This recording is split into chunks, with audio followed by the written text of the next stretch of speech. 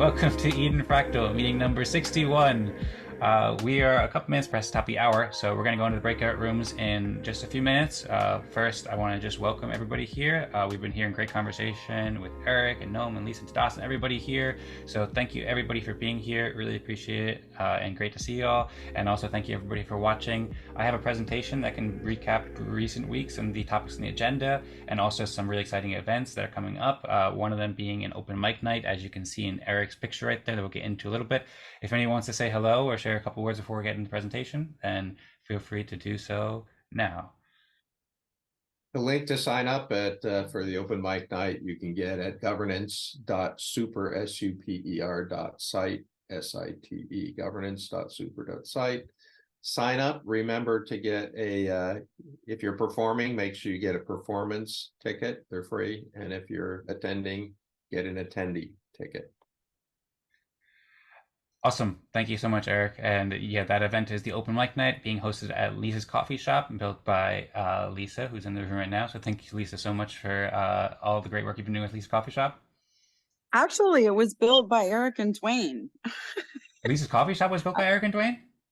In this case, it was. They added it. Yes, I mean, created the concept a long time ago, and then they added it in this case to the building. So thank you very much for doing that. And accordingly, I will bring coffee and treats. Awesome. I'm looking forward to it. I saw there's some nice NFTs and maybe some cookies there too. I'm stoked about it. I'm going to be hosting that as well. And we're going to be doing some things we did at Eden Fractal with social games for music. I think Rosmari's going to be playing music there, as well as myself and Eric. So thanks so much, Eric, for organizing that, and Duane, all the great work on it as well. I suppose if anybody wants to throw in a quick comment real quick, you can, but we should get going because we're a little bit late. So if nobody's jumping in, then I will jump into the presentation now. And I'll be expedient as well to respect everybody's time. I just wanted to share edenfractal.com, edenfractal.com/welcome, where you can learn a little bit about what we do here. I don't know if I announced it here, but Rosmari put out a message about a week or two ago. We do have a new event at luma/edenfractal, where you can RSVP, register for weekly email reminders, and learn a little bit more. So I encourage you to RSVP so you can get reminders of each week, and also share this with friends. It's an easy way to keep up to date and remember the weekly meeting time every Wednesday at 15:30 UTC.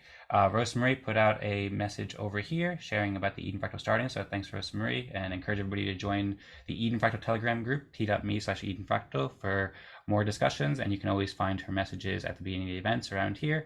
And then, yeah, I wanted to also share a little bit about the recap from recent weeks. So we produced the video for the 59th meeting about the future of cagendas, how we can share the greatest story of all time, and stepping into the arena to play cagendas, social coordination game that helps community sync up for creative collaboration, as well as collaborations with EOS and future of creative collaboration, pitch sessions, all stuff you can find at edenpractal.com/videos. If you haven't seen them lately, or the Eden Careers YouTube channel. Last week we heard from Tadas with a new idea called respect trees, which is really fascinating. We'll share their videos as well as a new discussing Eden Fractal stuff episode about this with more details. I see there's new information here and to-dos, so everybody can check out that in the Eden Fractal Telegram group. And thanks so much to Das. The event that Eric was just talking about, the open mic night, Lisa's Coffee Shop, that Eric has been organizing and that I'll be hosting, that's happening on Friday, August 4th. And you can see it at the link that will be in the YouTube description, and the link that Eric shared too, as well as the governance.super.site. Encourage everybody to join. We'll be playing Signals and maybe Fractal DJ or different games like that we've been experimenting with. I hope everybody enjoy music and also learn helpful tools. And we also discussed this at the we've got poets and comics. Yes. Too, so far, looking at the design. Yep. That's true. Poets, comments, anybody can join with any kind of cool skill they have and get 5 minutes to share whatever on the open mic night stage. And then people can also rank it, and there'll be rewards and prizes, and people can just watch too if they want. As Eric said, you can sign up as a performer or a viewer. Thanks, Eric, for jumping in there with more details. And then, yeah, we'll also have more details shared on the town hall too. We recorded one with Eric, and Rosmari put this out that we're aiming to release this week to help promote it. And the town hall is also a new event link as well. This is every other Monday at 17 UTC, and you can see all the episodes at edentownhall.com and RSVP in the top right corner. There's also, I just figured we'll do some weekly meetings. Lisa and I co-host a EO ship meeting on Thursdays at 15 UTC. We've been doing this for a while, but I don't know if I promoted it here, so I wanted to throw it out there. Lisa's doing great work, so you can talk about this and much more, and the crown call right after that Duane hosts. Lots of alien kind of collaborations going on there. We've also been continuing to do the Alien Worlds Fractal meetings, AWF, Fractalian World meetings with lots of exciting stuff going on Mondays at 17 UTC, and those are still going on. You can learn more at t.me/Fractalian Worlds or edencreators.com/edencreators, edencreators.com/Alien Worlds Fractal or Fractalian Worlds. With that, we're 8 minutes behind, so we'll go to the top of the hour and we'll just do the breakouts for 15 minutes if that's cool with everybody. I think that should be good. But I just want to introduce the topics on the agenda, and you can find, of course, the cagendas game. I mentioned it before. We're talking about the future of cagendas and how communities come to consensus about discussion topics and decisions together and so forth. So after we go into the breakout rooms to play Eden plus Fractal, then we'll discuss the topics on the agenda. And I believe there's only been one topic that's been proposed on the consortium. So anybody, of course, can make a topic on consortium. And we discussed organizing this better in the future. And actually, for some reason, I can't find the topic that I just put up. So I put up a topic about growing communities, and yeah, just for whatever reason, it's not loading. Maybe the transaction didn't go through. I'll put it back up. But anyway, the topic that I proposed was about growing communities, and I have an article here, edencreators.com/growing communities. And if there's no other topics on the agenda, then I can provide an overview of 4 ways to grow a community and fund community members. Really excited about some new ideas that we have, and so I'll share more about that soon after the breakout rooms. But now it's time to go into the breakout room, so I will stop the screen share. Hope everybody enjoys, and we will meet back up at the top of the hour. If anybody else wants to share anything before we go in, then of course feel free to do. I see Marco is putting on the plane. Looks like he's ready to fly and glide. Thank you, Marco, and thank you all, and hope you have an amazing time. The rooms are now open. Welcome, Perry, by the way. Thanks for joining. Thank you, Dan. Hey. Well, still missing 1 or 2 people. Yeah, Rosmari should be joining this room shortly. Oh, okay. And I just received a reminder, Noam, you may be happy to know, to trigger the election. Thank you. Yes, thank you. I had totally forgotten, but I will take care of that now. If anybody wants to lead the discussions here or go first, then I'd be happy to hear from you.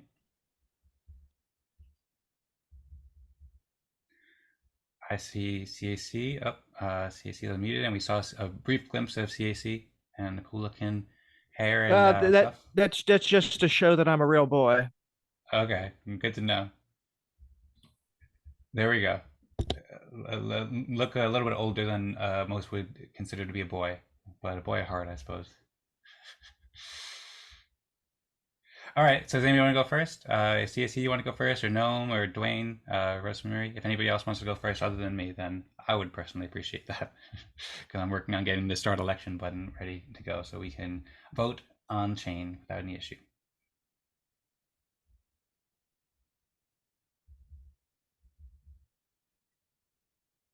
Sure, I'll go. Cool, sounds good. Thanks, Duane. Great to see you. For Eden this week, I've been out of the home all week, which is kind of fun. Made a lot of new community groups, and yeah, met a lot of new people, and really interesting that all of them have a story about governance in Costa Rica. And it seems to, I didn't realize there were so many eco-villages or intentional communities or regenerative farms that have started. And it seems like everyone had good intentions, but no one had a plan versus how we do regenerative agriculture, how do we build houses together, how do we share tasks, but no one had a good way of coming to consensus. So it's inspiring that there's such a need here, and I've been able to slowly get into the talk of fractal governance, and I'm absolutely amazed that most people are can start talking actually crypto. So it's an educated group of people know what NFTs are. People don't are kind of there's not too many good stories as far as how people came together, and everyone's excited to do something. So it just seems like I have a whole new pool of people that can start coming to these meetings and start practicing consensus. So pretty excited about that, there's this whole new group. And then also with hypha DAO, there's, maybe a way to help some of these groups as well. So yeah, I haven't been online as much as I wanted to. I just got home right now. But yeah, seeing a path forward to, try and start some new games. And I think the first game is just assessing, finding out what people's needs are. As far as virtual online stuff, helped a little bit with our open mic night, just by rounding up some NFTs. So I'll be helping there. And yeah, sad I missed Monday for the Alien Worlds Fractal, but yeah, I was out and about. Yeah, that's about it. Just kind of exciting that there's, this really pressing need, and people are trying to figure it out and are willing to try some, something new. So that's about it. Next to me, I will pass it on to Rosmari. Great. Thanks. So for this week, I edited and uploaded the fireside chat clip, which is now uploaded on the Eden Creators channel. And also worked on the thumbnail for the 59th meeting alongside Dan. And now that's uploaded. And catching up on editing the devs videos for when Dan and Tadas met up on last Sunday, just before the Wednesday's in fractal meeting, when Tadas presented the prospect trees idea to everyone. So I'm going to edit that video of the recording between Tadas and Dan, and we're planning on uploading this as a devs episode discussing in fractal stuff. This is what the acronym stands for. And also a few other videos which are due to happen. But anyway, like last week has been a lot of traveling for me, because I went from I just went around different continents, and then now I'm at the beach, so been catching up on sleep as well, and just adjusting to the time zone. So that has taken up a bit of my time. I joined the Alien Worlds Fractal on Monday too, and promoted the Eden Fractal meeting with what Dan showed just earlier. And in general, brainstormed ideas on, I think it sort of contributed for today's topic proposal, because we were discussing with Dan the different ways that we can grow communities and help communities get funded. And Dan came up with a Ceeds idea, but I was there too. So I kind of contributed there too, maybe. And this is it for me. I'm passing it now to Noam. Okay. So, well, one thing I did this week was I started looking at blockchain wallets, because I've been complaining about the fact that all the wallets I've seen use pins and passwords, and those aren't secure. So I started looking into the FIDO Alliance and what they're doing, and I'm still trying to figure out how we set up wallets that make more sense. It ended up about the same time that a lot of people, because the Wax Cloud wallet now lets you self-custody, a lot of people have been playing around with that. It's really good that people are moving towards self-custody, but they're also making a lot of mistakes and losing all their tokens and NFTs in the process. So I think it's important to see what the best solutions are, how to streamline things. And I've been trying to look into that. So that's one thing. the other thing is I talked to some of the people I designed the orbit with, and it turns out that there's some really nice software we can use that's open source, that's put out by NASA.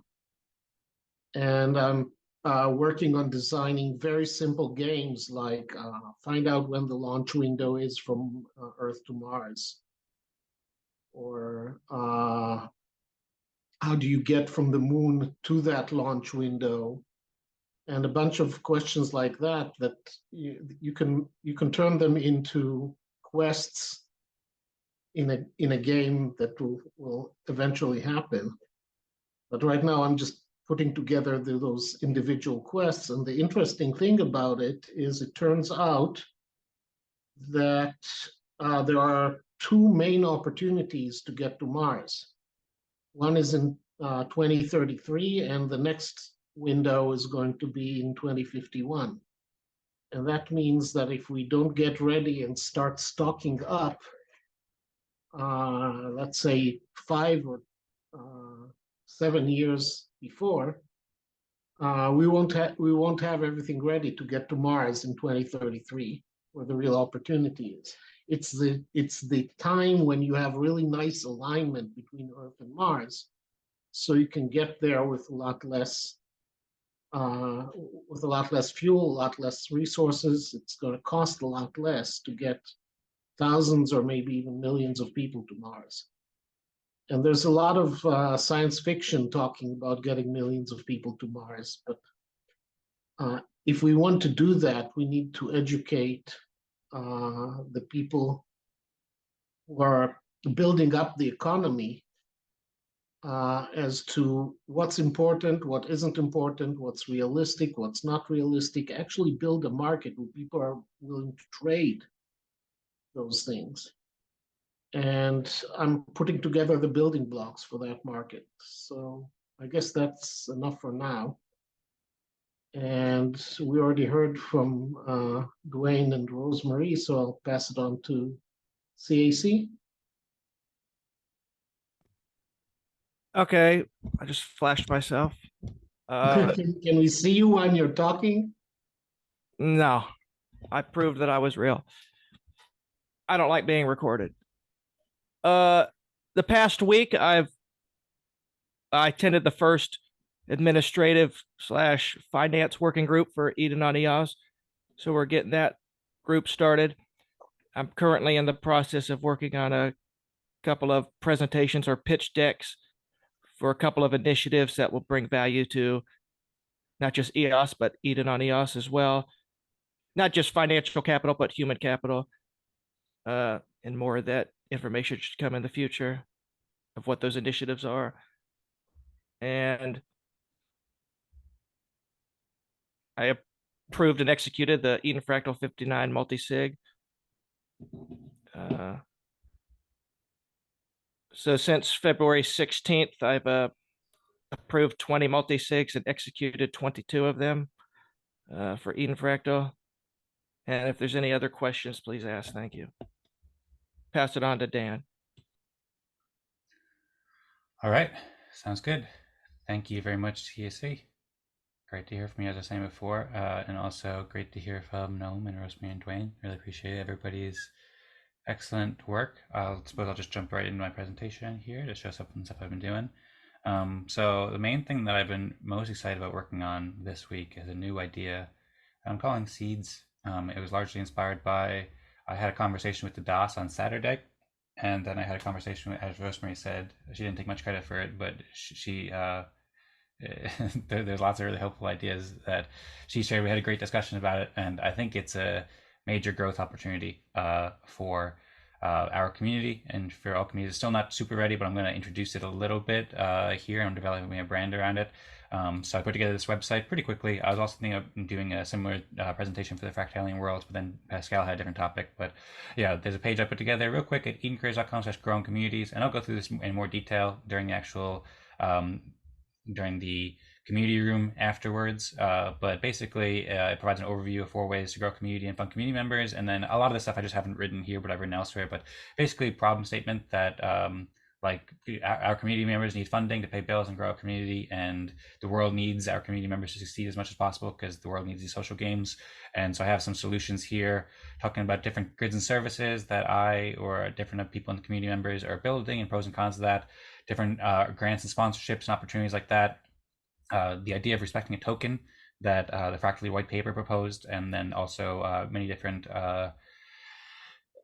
communities have used, and then the idea for the seeds that I'm going to be introducing here, where I call it starting a community garden. And I think that this is a super helpful idea, so I'll just keep it really short here.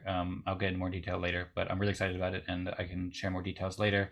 Kind of like CAC is kind of a work in progress, as he was saying. You can check out Tadas' article from last year about fungibility and non-fungible tokens, which inspired a lot of this conversation. But anyway, I'll move on from there. Another thing I was doing this week too was just looking into Eden on EOS. I was looking at the old website and like taking some notes about it, and it's really fascinating. There's a lot of great stuff here on the Eden on EOS website, and it's interesting to see how much it's evolved and changed since then. There's some cool artwork. Big shout out to Ray from Energy EOS here for doing all this stuff. And so kind of like just thinking about these foundational principles, and then also I've been on a lot of calls too. So I was on the incubator call to see how that's going, and one of the things that a new member mentioned was nouns DAO, which I think is really interesting. I was just watching this yesterday, and it kind of relates to stuff that we can learn from for the idea for seeds and stuff like that. It's a very successful DAO in Ethereum that's making awesome videos, and they're selling like $70,000, $60,000 worth of NFTs every day, basically. So I just want to show everybody that a little bit. There's more details on the site. As Rosmari was saying, I worked with her. She did most of the work on the thumbnail, and also she did all the video editing and the production and stuff like that too. But then I also just gave some feedback and then refined a lot of this, and then put together a little a little intro here, which I think is awesome. How we share the greatest story of all time. I think that's something we can rally around because we have amazing tools like cagendas to tell amazing stories together. So we did that, and then provide some feedback with Rosmari's video. She didn't share her screen today, but I can just show a little bit when she went in the fireside chat a couple weeks ago, and I supported her to announce her announcing SCMO, and then me talking about growing the Eden Careers company on Kudasol. So I've been providing some updates there. I also came up with a new idea for a weekly show, which I'll share in the future. And then Jorge had asked, I forgot to copy Jorge's message here, but Jorge had asked basically in the anniversary celebrations chat, so what happened with the rewards from the Eden Fractal anniversary meeting, where I said I'd give out some EOS and NFTs for most amusing and most inspiring speeches. So I got back to him just before, and I explained that I've been working with Vlad on the Eden Fractal software and all the difficulties and next steps and plans to send out rewards and also NFTs and stuff like that, and also my work with Noam. So a lot of this work was over the past few weeks or past couple months, but I provided an update there.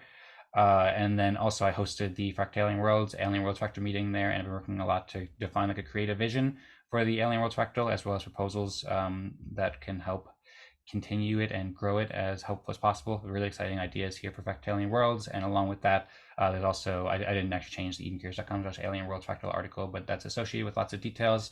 And I've been looking into the Wax ecosystem a lot. Wax has a lot of great developments and a lot of awesome things that they've been building. So I've just been doing research to think about how we can collaborate more with Eden Fractal and Wax, and also Fractalien Worlds, and build out many more fractals with all the great stuff that the Wax ecosystem has been building. I also participate in the aquadac meeting and been helping to record and produce some videos there. You can learn more in Rosmari's community stories interview. And then I've also been working a lot with Rosmari on getting organized with Notion projects so we can scale up the team further and grow up more. And I think that this thing about growing communities, that's something I'm really excited to share. So I'll just end it there, and we'll share more in the future. If anybody has any questions or comments for anybody, now's a good time. Hope you all enjoyed my little presentation, and we have about a half hour, 33 minutes left until breakout room, so we have time for some questions or comments before we go into consensus if anybody wants. I can also start a fractalgram as well. And go ahead and start while we're doing the rest. Sounds good.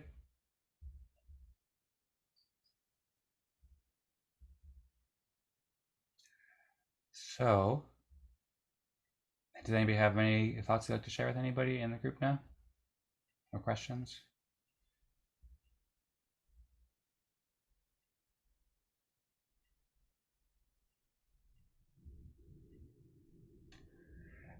If not, that's okay. It seems like everybody's in some deliberation here. I will start the fractalgram website. I'll also mention too the msig for this week. I didn't actually propose it yet. I haven't had a chance for the Eden Fractal msig, but I did refresh the Alien Worlds vote. So that's something else that I did there, but also didn't do.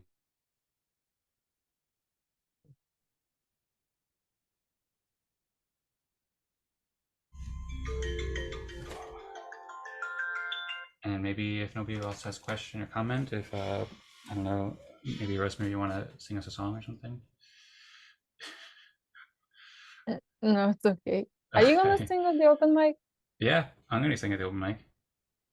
Okay, you have to sign up. Yep. I No, do I'm have to just sign up. joking. Yeah, Noam has some internet issues sometimes here and there. Have you picked what song you're going to sing yet? No, I have an idea. Okay. Looking forward to hearing Probably it. Ariana Grande, No Tears Left to Cry. No tears left to cry. Mhm. All right. And you? I was thinking Ariana Grande, No Tears Left to Cry. No. I don't know. I hadn't thought of it yet. How does it? How does the Ariana Grande song go again? No tears left. How does it? How does it begin? No, I'm not gonna sing Oh, here. I almost got you. No tears left to cry. I'm gonna search for it quick. I want to remember how it goes. So I can remember the melody. I love that song. It's a great song. Oh, why are you not playing Right music now back here? I'm in a state of mind. Why am I not? I don't know. If you want to play music, Rosmari, during the meeting, then you can. I'd appreciate it. Or if anybody else wants to as well, I should. Like when there's a moment of silence, like I would love to have music there, but I just and things aren't properly routed right now and stuff. So that's partially why I asked if you wanted to Alright. play music.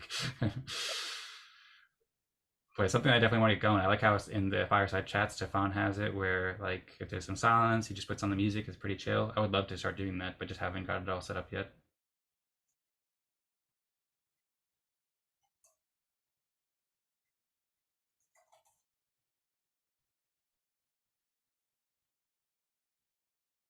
Mm.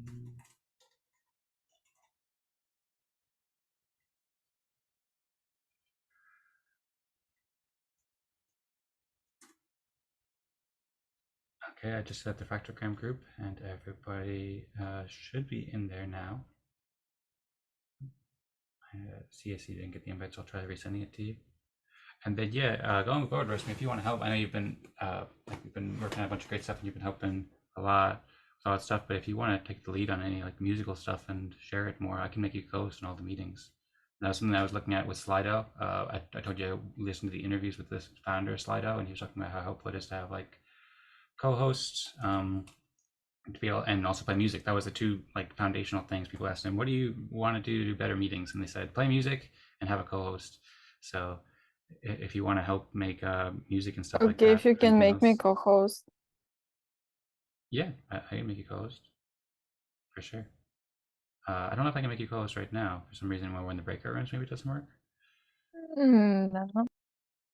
Yeah, right now it's not allowing me, but I'll try it when we get back. And then in the future, we can make a note so I can make you co-host right at the beginning of every meeting. That was also something too. I was thinking about after we had Do you wanna do the prompt? yeah, I'm just actually trying to figure out how to invite CSC. So sorry, I was getting distracted by that conversation. I just shared the Telegram fractalgram group CSC in Telegram. So if you could click that link to join it. I'm not sure if you've been here since we started using fractalgram CSC. If you want an overview of it, then I can show you how it works. I think you've probably been here, but I don't remember. I don't see any link. It's in the Zoom chat. Did you see that? That's it. I tried inviting you directly in there, but it didn't work for, I guess, privacy settings or something like that. Yeah, I don't allow people to add me to groups. Okay. Cool. Well, you're in now, so thanks for joining. And now everybody can enter their EOS account as a reply to this message.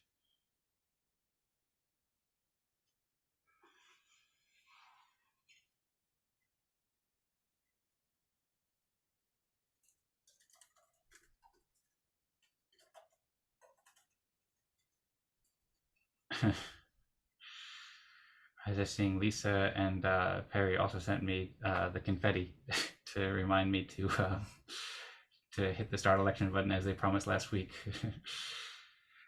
Okay, I think we're just missing Rosmari's account name.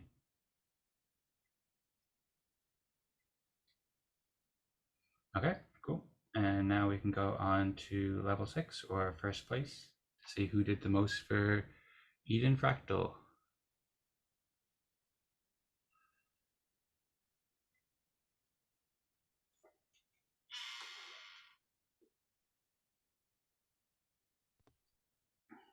Oh, so now it's who's done the most for the Eden Fractal, not just EOS. Yeah, I mean that's what I said there, and that's why I had a conversation with Pascal like 2 months ago, and he's like, we should define it more clearly. That was a suggestion that he made in general, and then I said, I agree. And I think that it makes most sense to frame it around who's helping Eden Fractal, and then people who are helping EOS or like related communities that like obviously EOS is very closely related to Eden Fractal. Then that's a contribution like insofar in the way that it helps Eden Fractal, I'd say. And in general, any contribution to EOS is really something that I think the group respects a lot. But I think as like a specific goal, like for other games like basketball, it's like get the ball in the hoop. It's not like do this or do this or do that. And so I think Eden Fractal, helping Eden Fractal makes the most sense as like the primary goal to align around. I'd be curious if you have thoughts about that as well. See, we haven't like formally defined it. That's just what I've been saying and have come to consensus with a few people about so far. But it's not like formally. No, I think that's one of the, I mean, among other things, it's one of the reasons why I stopped attending here, because there was no consensus on what the mission was and what we should all be working on. You know, it was just, you know, subjective, whatever the individual thought was valuable. All right. Well, yeah. Thanks for letting us know, and thanks for the feedback. And yeah, I agree. That's something that Pascal said when new members join. Like, it's not sure to have a specific goal. And well, we discussed this a lot. I remember you helped out with the mission article, and I appreciate that. And we still haven't formally defined these things, but I think we're on a very good path. Tadas shared a great idea about respect trees that could be helpful for reaching consensus on a mission. And yeah, all sorts of stuff like this. I think that we can formally define it with our consensus processes. So it's not just the individual who thinks it, but we can actually have consensus processes that are like legitimate and respected to define it for what the community wants. And yeah, I hope that you'll be inspired to join more, Cece. It's great to hear from you.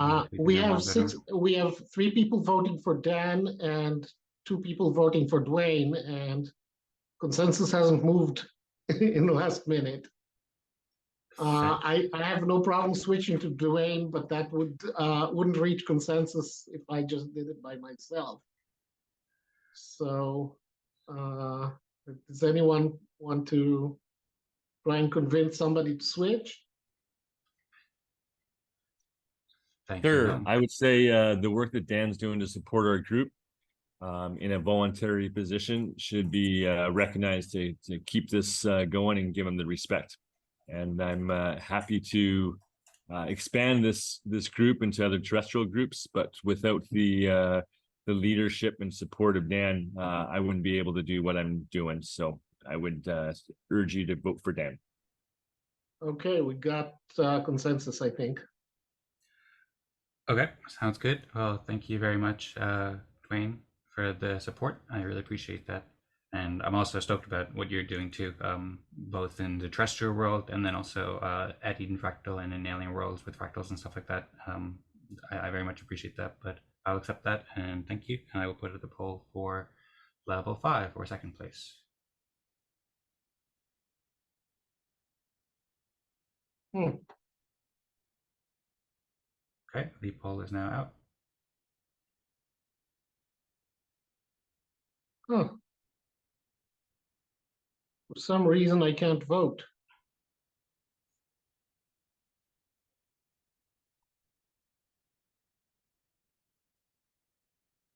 Okay. Everyone's voted from you except for you, Noam, so far. Oh, and looks Yeah, like I just got my vote in, but it's okay. We got consensus. okay, cool. Sounds good. We have consensus on Duane for level 5 or second place. And third place now.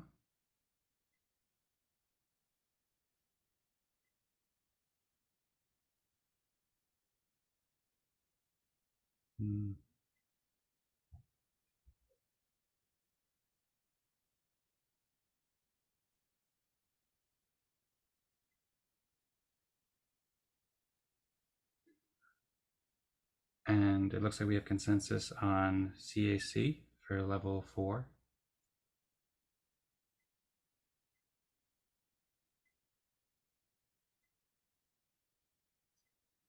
And people are voting very quickly. And we have consensus for Rosmari at level 3.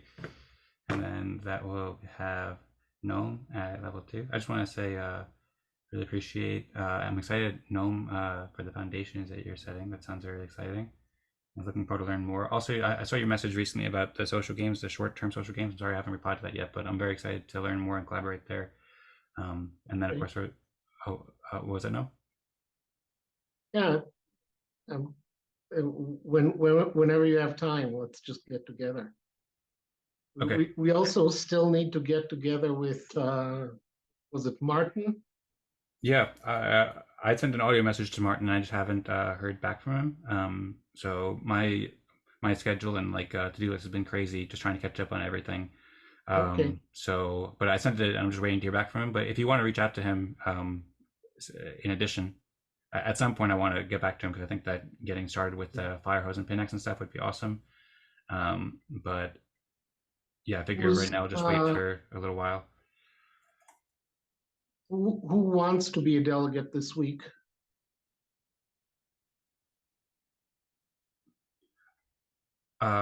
Well, let me first see who is a delegate. So we are in week 40 or council 43 rather. And so Noam, you were elected a counselor 3 weeks ago. So this is your last time, but also you got elected 2 weeks ago. So you're twice. I was elected 2 weeks ago and Rosmari was elected last week. So I'd be happy to be elected again. I'd be curious if anybody else is interested in being a delegate. I could go again too, but I don't need to if I'm already a delegate from 2 weeks ago. Yeah, you're a delegate from 2 weeks ago and 3 weeks ago. Okay. So I'll vote for Dan, unless there's somebody else that wants to get in. Anybody else interested in being a delegate? If not, then I suppose I'll vote for myself.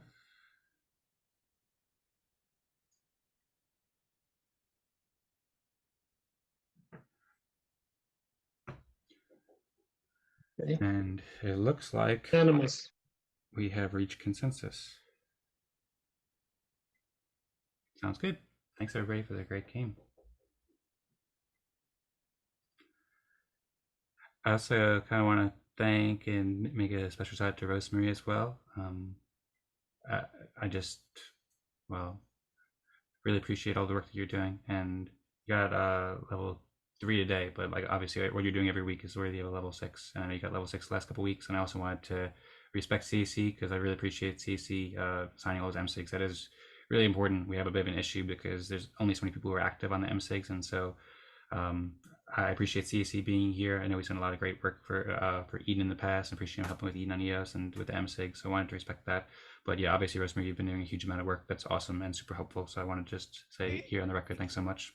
Yeah, I'm sure it could go without saying, but I'm sure that the msig situation needs to be figured out, because the way it currently is, the way I look at it, it's like the people that are on the multi-sig, if they attended a meeting, they should want to sign it, right? So that's the way I look at it. Like I look at who attended that week's meeting, and if any of those people that attended are on the multi-sig, those people should be signing it. There's one person in particular that's on the multi-sig that's never signed a single one, and then they regularly attend the meetings. I don't understand that. Yeah, well, I think you might be referring to Perry, who's on the MSig, but he hasn't signed it, and he has given some reason. He said, like, I don't know, he wasn't sure of the decentralization or something like that. But also, Perry seems pretty happy with how we're doing now, so maybe he's more willing. But yeah, we have to have conversations about that. Eventually, we want an automated MSig, which we've been experimenting with in the fractalien worlds. But yeah, for sure, we have to improve that. And I appreciate your feedback there. The other question is, why are we still working with MSIGs instead of having the delegates voting? Well, I mean, in any case, a delegate could vote with an MSig. Like the MSig could just be a tool that, whether it's a delegates or with a manually constructed system of 11 people or the most respected people or whatever, then they could still use an msig, and msig would just be like how they interact with the blockchain, The basically. question is, if we can have delegates voting on the msig, why do we have an msig that isn't the delegates? You got to create it. You got to develop it. Yeah, then yeah, the issue of that is just technical. So right now there's no software, there's no code that would automatically change between the delegates each week. We could potentially manually do it, but that would have a number of challenges technically, and like what if people forget to do it and stuff like that. Right now, the Eden on EOS community does have an automated msig functionality built in, but that and that works, but they're not using it fully. They're kind of like testing it. They've been testing it for the past 2 years, and it works for monthly or quarterly elections. We meet once a week. We should be able to test things. We should be ahead of them, not behind them. Well, the stuff that was built for Eden on EOS was built by Dan Larimer's team, Fractally, formerly Clarion, and that code's open source, but it is like there's a lot of kind of complex code there, so it hasn't been developed and it hasn't been fully featured. Like right now, the Eden on EOS community just manually transfers the msig between chief delegates from term to term, but there's another permission called board major or board minor that updates automatically, but it doesn't actually have any power right now. So the code exists, but it hasn't been thoroughly tested. We could potentially use that code, but then I don't know, like we have to talk with a developer. Talk to the side-based developers and see if they can help us move this forward, because for beta testing, we're a much better beta testing site. We move much faster. We elect delegates every week. We should be able to beta test things for them, and they've moved on to Sybase. Let's see if they can give us the tools. Yep, that's a good idea. No, if you have some time to try sending a message, perhaps in the Sybase developer chat or Fractally chat, or just privately to any of the developers. I had a conversation with James Mart last week, and I didn't ask him about that, but they're available to discuss things. James Mart also hosts open office hours every Friday, where you can ask him questions. I've joined a few of those. He's awesome. He was the person who developed a lot of the Eden Fractal software in the beginning, as well as being on the Sybase team. Talk to him, see what it takes. It shouldn't be that hard. Yeah, I just haven't had time to do so, and I don't know when I'll have time to do so. I'll try though. It's on my list. It's been on my list for a while. If anybody else, if you could do it, Noam. It also takes a fair amount of like technical knowledge to understand the situation. But pretty much what I explained there is most of what is needed to be shared, and that would be super helpful. Vlad tried building it, but Vlad, I think he had a bit of difficulty, and he just decided that it's better to have it where it's automatic with the top respected members, and so that software is now working with the Alien Worlds Fractal. So that's another option too, but Eden Fractal, I think, would be excellent. It would be a super helpful innovation to have that for the Eden Fractal delegates to have that ability. Another option too, rather than reaching a Sybase, so Sybase might be the best because they developed it, and specifically I think like Brendan Fancher and Mike Manfredi and some of those guys might have been the ones who developed that actual software. I don't know if James Smart was with the team at that point. So they might be good to ask. And then also the Adania team too. So the Adania team, and then also the EOS support team, because the EOS support team forked it into EOS Respect. And they have some knowledgeable engineers about the Eden on EOS software, or the Eden OS software, I should say. And then the Adania team, they've been building and kind of picked up where Fractally left off with the Eden OS software. So they probably know how to do it too. So our next steps would probably be to reach out to one of those three: EOS support, Adania, and or Sybase, to figure out how we could potentially use that software, because a lot of it's built already. Maybe we could just have a conversation for a half hour and then get it set up really quickly, but I don't know if it takes a half hour, it takes 10 hours, or however long. We have to ask.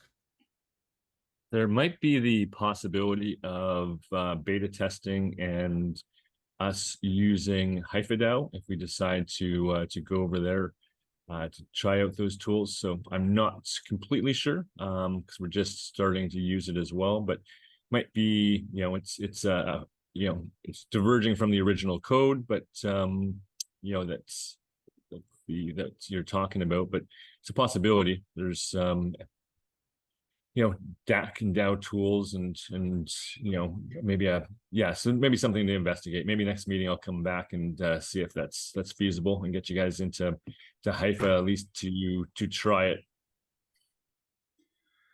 Sounds great. Thank you, Duane. Yeah, I met with Dominic several times, who's been working as business development for hypha, I think, and Gabriel a few times too, and they have a lot of really exciting tools. and I think that they're coming out of beta in the next like couple of months, month or two now. So that's great. I've had a chance to play around with it. Dominic's also been joining the Crown Call you've been hosting, Duane, which has been fascinating to see how Ike is using it. Although I'm not sure, as far as I've seen, there hasn't been any technology for an automated msig. And I'm also not sure if hypha accounts give custody to the people who make DAOs there. Last I heard, I spoke with Vlad about this, and I also heard from Michael Yates that like there was an issue where the accounts that are generated from hypha are all owned by the hypha account. So I'm still looking for some clarification on that, how you could be truly autonomous and work with hypha, and then also if they have any automated msig technology, then that would be epic. But I haven't heard about it yet. But yeah, I appreciate looking into that, Duane, and look forward to hearing from you and collaborating more with hypha in the future.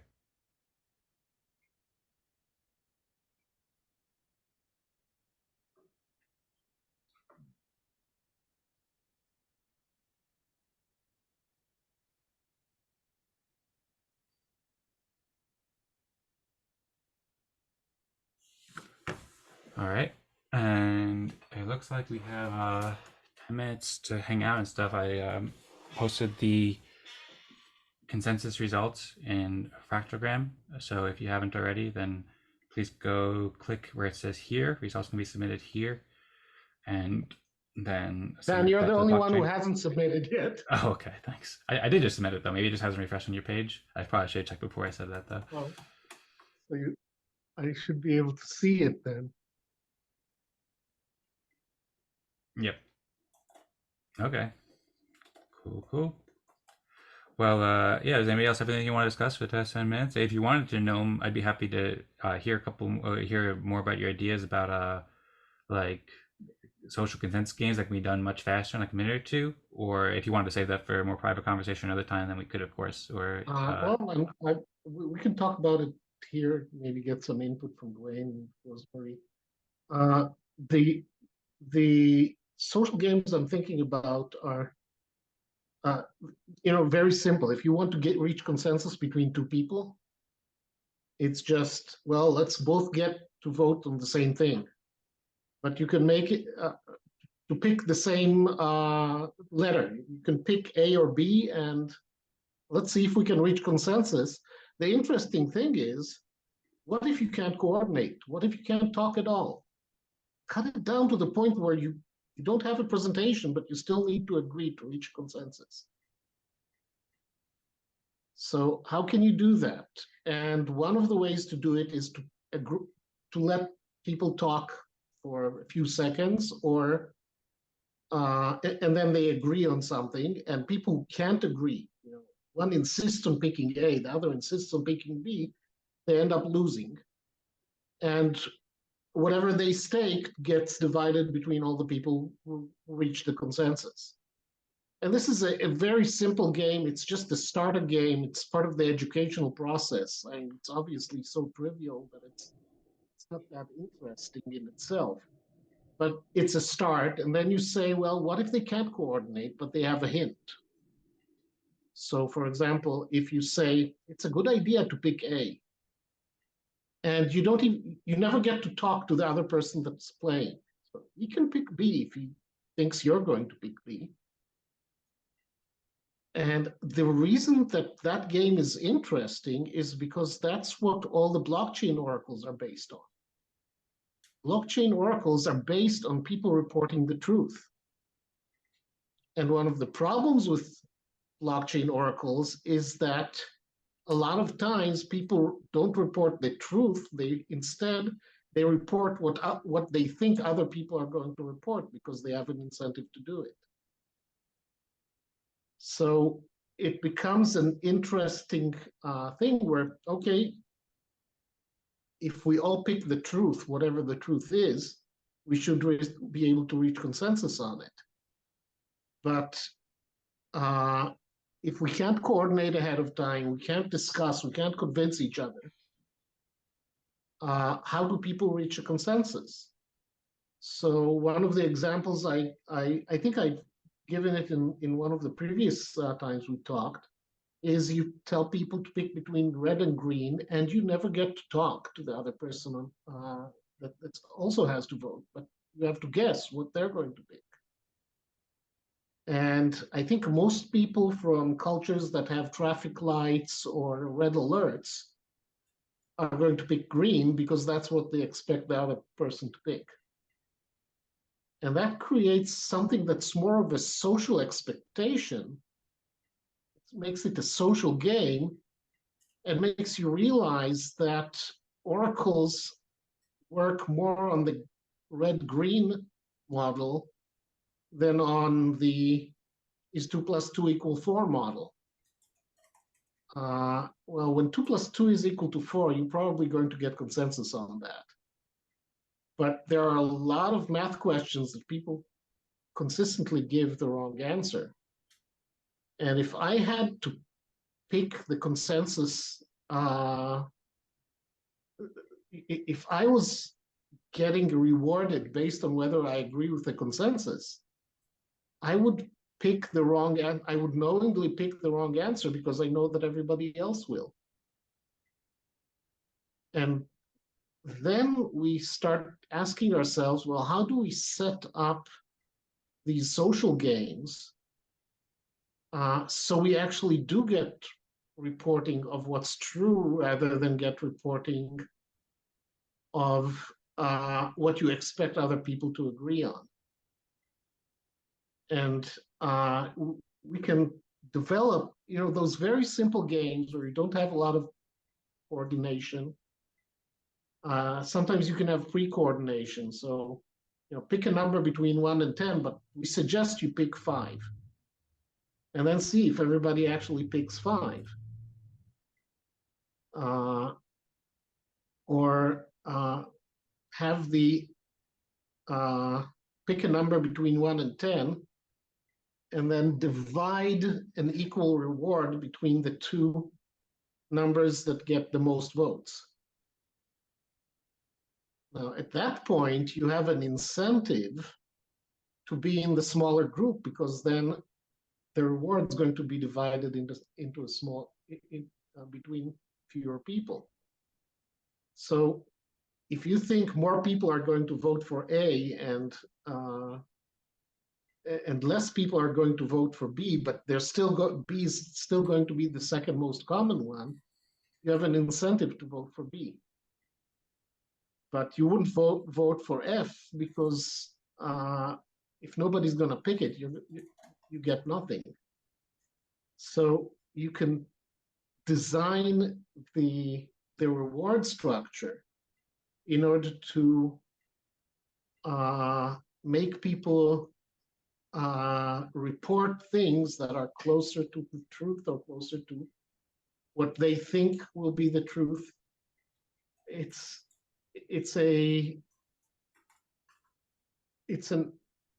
understanding all those different mechanisms that go on and how people work with that is essential for anybody who's actually trading cryptocurrencies. Because every time you trade a cryptocurrency, the question of whether that cryptocurrency is going to make it or whether somebody is going to start investing in a different one is actually that kind of a consensus game, only in a much bigger scale. And if we want people to go into blockchain tokens and understand what they're doing, then we have to start with the simple social game that I was talking about. So I think that's a summary of where this is going. The question is, I have about 7 games that we can really start with. It'll probably take about 30 minutes to play them on a computer. I don't think they even need a moderator. We just need to build it and see if we can deploy it somewhere. And the important thing would be to learn how to work those things out, how to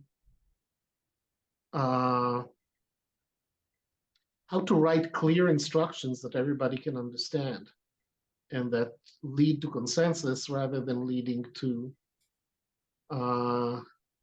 everybody doing their own thing. And it's actually curious saying if you wrote something that didn't lead to consensus, was actually encouraging people to deviate,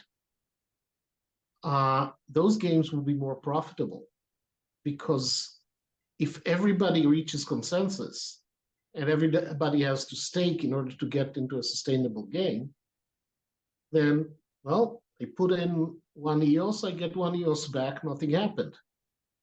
But if some people deviate, then I get some of their stake because they lose. And that makes the game more profitable, also a little more interesting in terms of phrasing things and in terms of guessing what other people will do, which again makes it a very social game. Trying to second guess what other people will do and what people will agree on and what will cause some of the people to deviate, but not all of them. Another thing that would be interesting in a game like that is that the people who do deviate are usually people who have something about the personality that makes them special. And if you can identify that and say, hey, we need those kinds of people. We need the ones who deviate in this way. We need the ones who consistently vote for the public goods, even though they know they're going to lose. You can identify people like that because they're going to vote for the thing that's the public good, even when they know that they're going to lose, because there is no consensus. So And if you can identify them, yeah, I think we'd better go. Yeah, thanks so much for the. Yeah, it's very interesting. Thank you so much for the overview. We do have to get going to the community room within about a minute or so, so I'm going to hit the button to close it out. I saw Rosmari said maybe you could try to play. Maybe we could try to play one of the games here. Maybe you can be the moderator. So be happy to hear your thoughts on that. Or if anybody else wants to share thoughts before we go, I also just want to thank everybody once again. Very great meeting, and yeah, looking forward to hearing more about this idea. Noam, thanks so much. Okay.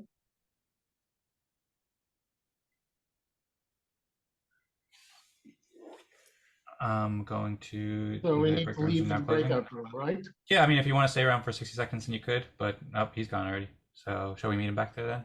Or any other thoughts before we go? Okie dokie. Play that game. I don't know if I'd be the best moderator.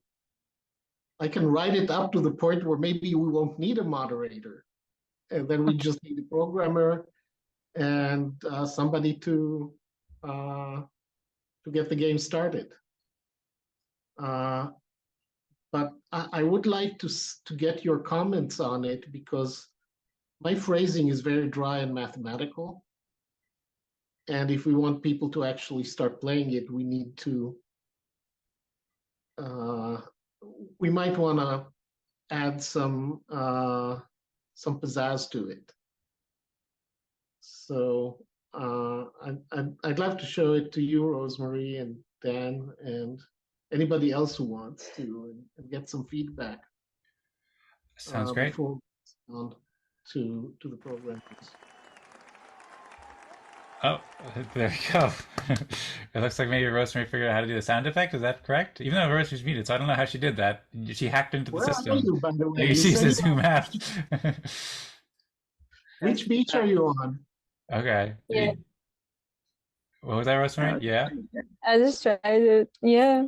Okay. Very nice. Well, thank you. Welcome back, everybody, to the community room. By the way, hope you had a great time. Great to see Jorge smile and have a good time, and Eric and everybody. Hope you all had an amazing breakout room. One of the things we were discussing in our breakout room, well, Noam was sharing his ideas for short social games with us, which were very exciting. And then we were thinking about more sound effects and music. And Rosemarie figured out the ways of Zoom, I guess, or some way to make cool clapping sounds. So if you share an inspiring speech, something like that in the future, then you might have some cool sound effects coming at you, or in the audio recording. Hopefully it gets recorded too, coming soon. So thank you, Rosemarie, for figuring that out. And it looks like Lisa is very, very excited about this change too. So good to see you, Lisa. That'll be good on Friday for sure. Yep, absolutely. And Jorge saying yes as well in the Zoom emoji thing. Okay, cool. Well, if anybody has any comments before we get into the agenda, then feel free. Now is a good time to share it. If you have anything quick on your mind, we have, I think, just one topic on the agenda. If anybody else shared a topic and I didn't see it, please let me know. But as far as I know, I'm the only person who had a shared topic. I did. I saw Perry and Lisa and Noam had all reminded me, following up on last week, to make sure that the start elect button was triggered. Previously Vlad was doing that, but Vlad has he's been going through some things and hasn't been able to do it lately. So I just made a reminder to do that, and so we should be able to submit your transactions. If you haven't yet done so to post your consensus results, then please do so. And thanks, Perry, for the suggestion. That was a helpful reminder, and thanks, Lisa, for going along. At first, I was like, "What are these confetti things?" But now it makes sense. Thank you.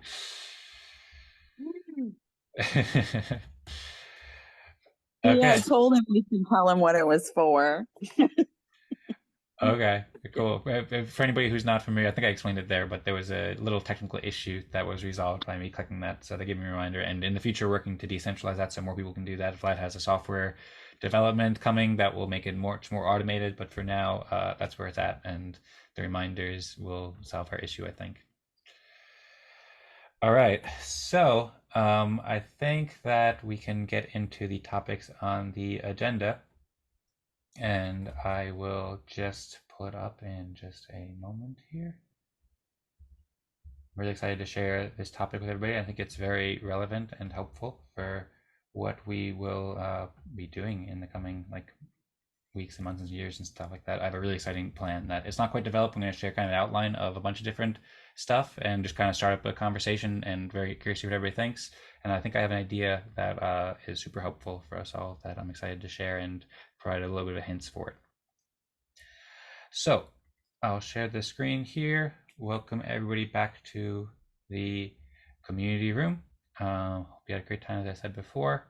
We're going to go play Cagendas now, a social coordination game that helps communities create agendas, or actually, I think I wrote it out better in the other one, but a social coordination game that helps communities make amazing stories together and direct their future and so forth.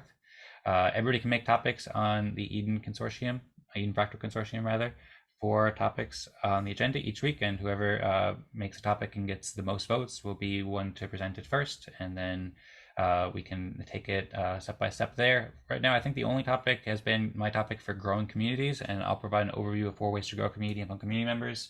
Maybe I'll take 5 minutes or so to just provide an overview of some ideas, maybe a bit longer. I'm not totally sure. It's not super well planned and organized yet, but I have some exciting ideas to share with you. And if you have ideas in the middle or anything like that, you can raise your hands or jump in if we want to keep it informal. Eric was also talking about, before we started recording, and then a little bit on the recording, we talked about the upcoming open mic night in Lisa's coffee shop. So we introduced that earlier. And that's also a topic too. If you wanted to get more into detail, Eric, perhaps we can talk about that afterwards, because I think that's a really exciting topic. We discussed at town hall and before, but there's a lot more to discuss, and I'm really excited about this. I encourage everybody to join the open mic night happening at Lisa's coffee shop in Planet Ike on this Friday, August 4th at 17 UTC. It'll be really fun. We're going to be pioneering and playing a lot of the games we've been playing for that we started pioneering at Eden Fractal, the anniversary meeting. Also, by the way, Jorge asked a question about the prizes. Thanks for asking that, Jorge, in the anniversary chat, and I shared there. I'll be sending out those prizes that week, and encourage everybody to check out t.me/EdenFractal for more details about the following up on that. But yeah, encourage everybody to join this, whether you're just listening or whether you want to do any kind of performance. Then the open mic night at Lee's Coffee Shop coming up on this Friday. You can register in the link. There's an Eventbrite link that Eric set up. Huge thanks to Eric for also setting that up as well. And so if we want, we can discuss that later, but also our discussion here with my topic might just be a topic we might want to discuss for a while. I'm curious to hear your thoughts. So I suppose without further ado, I'll just go into this topic about growing communities. There's a website here, which I'll share a link in the Eden Fractal Telegram live chat. I encourage everybody, if you want to share some comments throughout it, you can use the Zoom chat, of course, but if you share it in the live chat, it is a lot easier for everybody to see, and we can communicate better there. So I encourage you to use the live chat in Telegram for discussions. And yeah, basically I put together some art, and then this whole page kind of outline, I'm going to add to it more over time. I have a lot of ideas I've been thinking of this week, and I haven't had a chance to organize it all here, but basically, this article provides an overview of 4 ways to grow a community and fund community members. This has been a big topic that we've discussed quite a lot lately, and it's been on everybody's minds for a long time. You know, everybody needs funding, and we have a lot of amazing community members doing things that the world would greatly benefit from when we get more funding. So it's about funding communities and growing communities in a healthy way, and help everyone make the best experience possible. So there's a little table of contents here. First, I lay out some problems and solutions. Just very quickly here, I'll get more details. Eric provides some great feedback about being specific about that and so forth. So this is just a high level overview, and kind of I just set it up enough that I can guide a conversation about it and just be reminded of things, but there'll be more details that you can read later. But put out some problems and solutions, and then also 4 different ways: selling goods and services, earning grants and sponsorships, respecting a token, and starting a community garden. So first off, problem. I mean, there's a lot of different problems you could identify, but one thing that I really wanted to focus on here was funding. So the problem is that our communities need funding. Our community members need funding in order to pay bills and grow our community. And also the world needs our community members to be able to be very financially independent, successful, and be empowered to help grow communities and grow businesses around it. Because what we're doing here with these social games and these great innovations that we're building, and all the amazing things that we're doing, the shows, the tools, the games, these are all things that the world greatly benefits from, all communities can greatly benefit from. So those are some problems we need to achieve. Basically, we need to figure out ways to get more funding and grow the community in general. And so here's an outline of ways that we can achieve that. This was partially inspired by, I made a proposal because I had received a bit of funding along with Rosmari, Tadas, and Vlad to help start the Alien Worlds Fractal, and Lisa's been doing incredible work, like advocating for fractals, and many people in the community have been, and we've been working a lot, and we've been talking a lot over the past months to figure out the best way to raise funding for the community members and make a sustainable business and so forth. So this is kind of the next step that I can see about outlining paths, and then especially the 4th one, I think could be really helpful, that I'm excited to share with everybody. So there's 4 solutions outlined here, and each potential solution, I'll go over maybe some examples and some pros and cons and related resources. And all these they're not mutually exclusive. So I think that we can use all these in a different way. And I think it's best off to do a variety of these different ways to fund fractals and help grow communities. So I'll just go over them each briefly. A lot of them will be like pretty apparent and pretty normal to people. So it's not necessarily like huge revelations, but it's just some ideas to get the conversation started. And then there's one that I think is maybe a really huge thing that I'm very excited to share as well. So selling goods and services is one way to grow a community, and specifically to provide funding for community. So we've talked a lot about making courses to teach what we're doing here, making courses for all sorts of different things. Like a lot of people have great skills developing or using AI or building websites or being great speakers or whatever it may be. So people can sell courses, they can sell products such as Notion templates. I've talked about that a little bit in the Notion episodes that we've done. Certifications to show that people have learned, building code, building products that you can sell, all sorts of different products and sell. This is simple, it's well understood, it works well in the market. Like it's funded, majority of what we're like, our computers and our internet and all these things. There's a lot of like public good services from governments, but a lot of it's just been driven by private goods, selling goods and services, and it's like profoundly helpful. So I think we should definitely do this. I'm working on all the above. But there's also a lot of benefits too. There's a lot of cons too. Private goods don't always reward the most helpful goods and services. A lot of times there's just gaps in the market where it doesn't provide the benefits. It also can be difficult to determine when you have a community, how do you allocate who gets their payment for those goods and services? Like, for example, maybe one person builds a service for a course, but maybe that doesn't directly reward everybody in the community, even if they might help in some way. And so people build businesses and they have hierarchical structures to determine how much to get it. But as we know in the world, that comes with many benefits, but also many downsides. So the world is lacking. We can go into more details here and I can explain it better, but that's just one overview. So I think we should definitely do that, sell goods and services, but I don't think it's the solution to everything in the way it's been done, at least. And all these are kind of, as I said, they're not mutually exclusive. So the second one is about earning grants and sponsorships. And in some ways, this is just a different way of selling goods and services. Like when you're earning a grant or a sponsorship, and many times it is like kind of like a selling a service to a community, but it's kind of just more generally, whereas selling goods and services often to like a larger market. This can be like earning a grant and sponsorship from different communities. Like say the ENF has grants, and there's Pomelo, and there's Takoko from Alien Worlds, and there's different planets like in Alien Worlds where we're making proposals and so forth.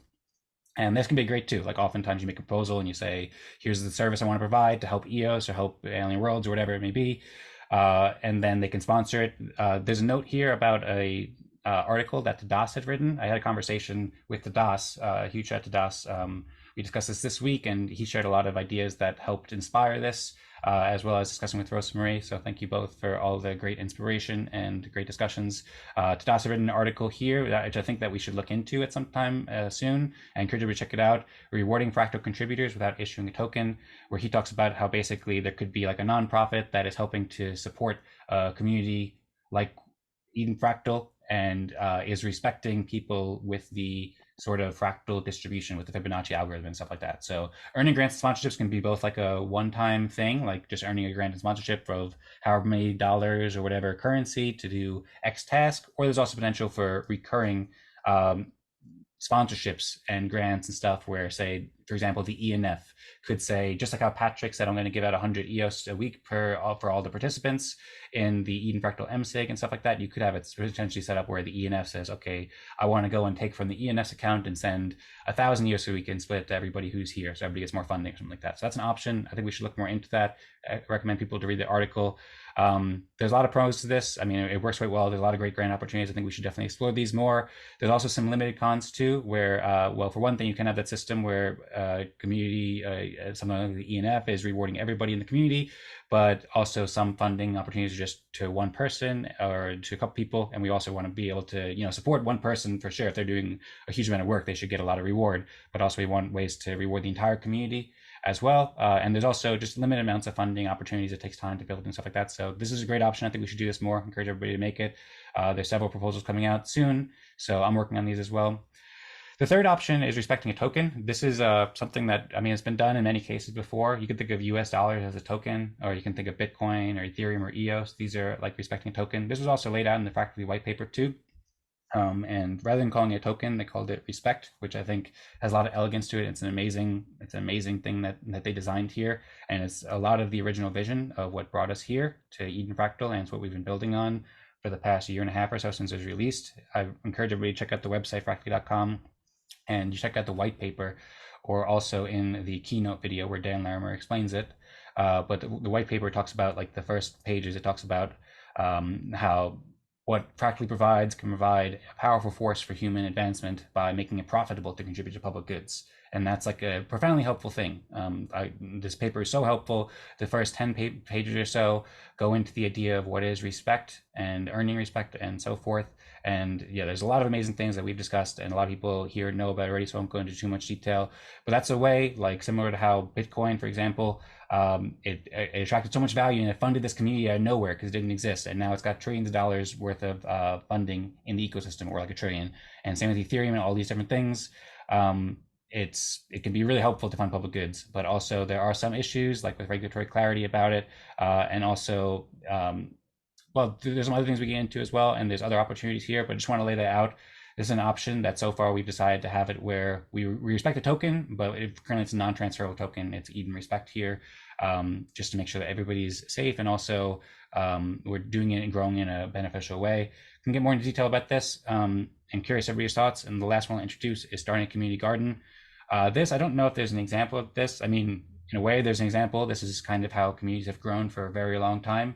People have had gardens and farms, and they've grown things together, and that has helped communities thrive, you know, for thousands of years, really, in many ways, and it's enabled all these different things. But we don't really have digital community gardens. We have on edencreators.com, I have edencreators.com/garden, where I write a lot of notes there, and I think that can kind of evolve into what I'm thinking here, but really like a community garden. That's just been a project that I've been doing, and Rosemary's also been helping a lot with this too. CAC's helped out with an article or two there as well, but we can grow it into a much different way. And I think that we have an opportunity. I had a conversation with Tadas this week that was very inspiring.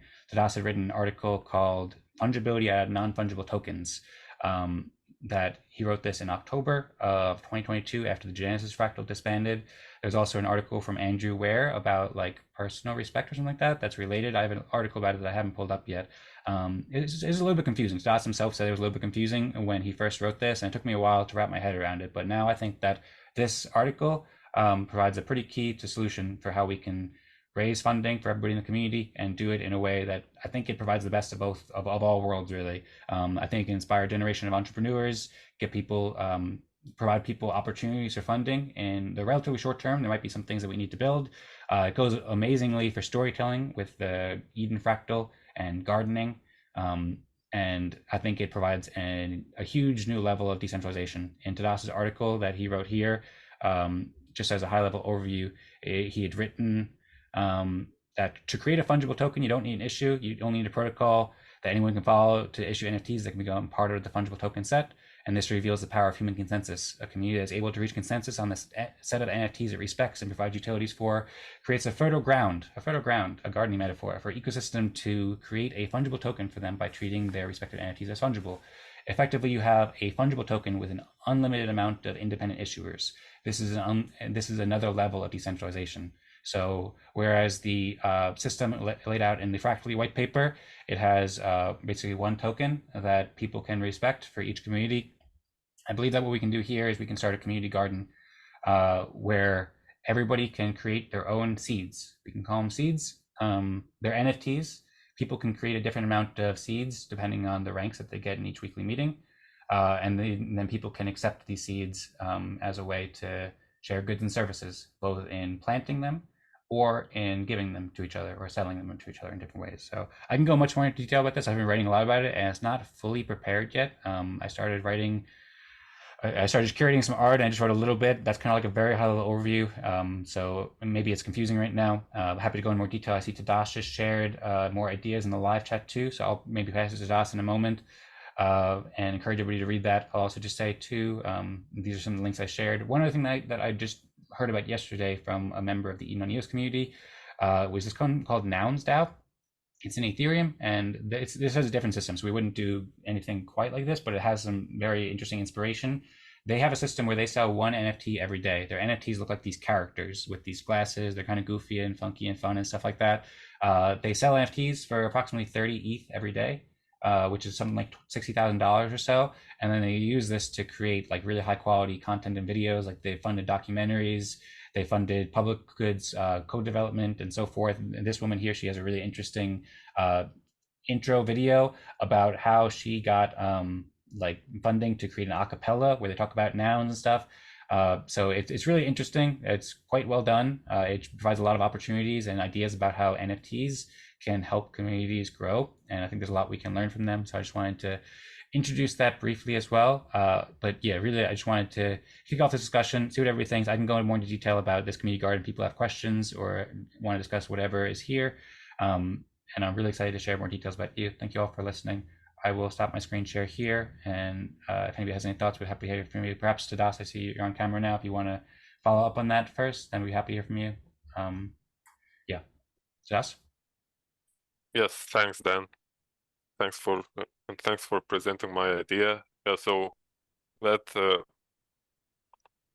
article, fungibility out of non-fungible tokens, it's like Dan said, I think it's not, I would write it a bit differently right now. I think it's people don't understand it really well, and yeah, the point of this article is to present the general idea for yeah, and later I present an example of implementation, but it's more of an example, and I'm not suggesting actually doing that. But yeah, my point is that there are certain design principles which we could use to create a fungible token without actually issuing a fungible token. So seems like magic, but it's really simple principles which have analogies in real life. Like for example,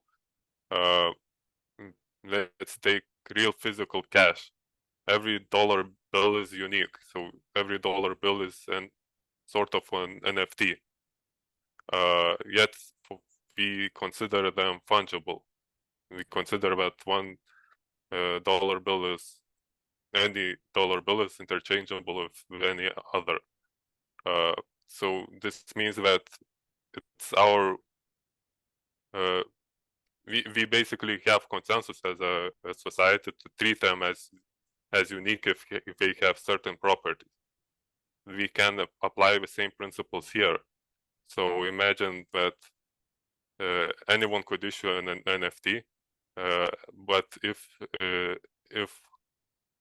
it satisfies certain requirements, for example, in the way that that NFT was issued, then some utility provider, service provider, chooses to provide services for burning that NFT. So now you have a full class of NFTs for which you can have certain utility. So we basically have set up an environment which incentivizes the market to treat that set of NFTs as fungible, because each unit of them, each NFT in that set provides some unit of utility. So, and it's possible, I think, to design a smart contract which you would take NFTs and present an interface of a fungible token.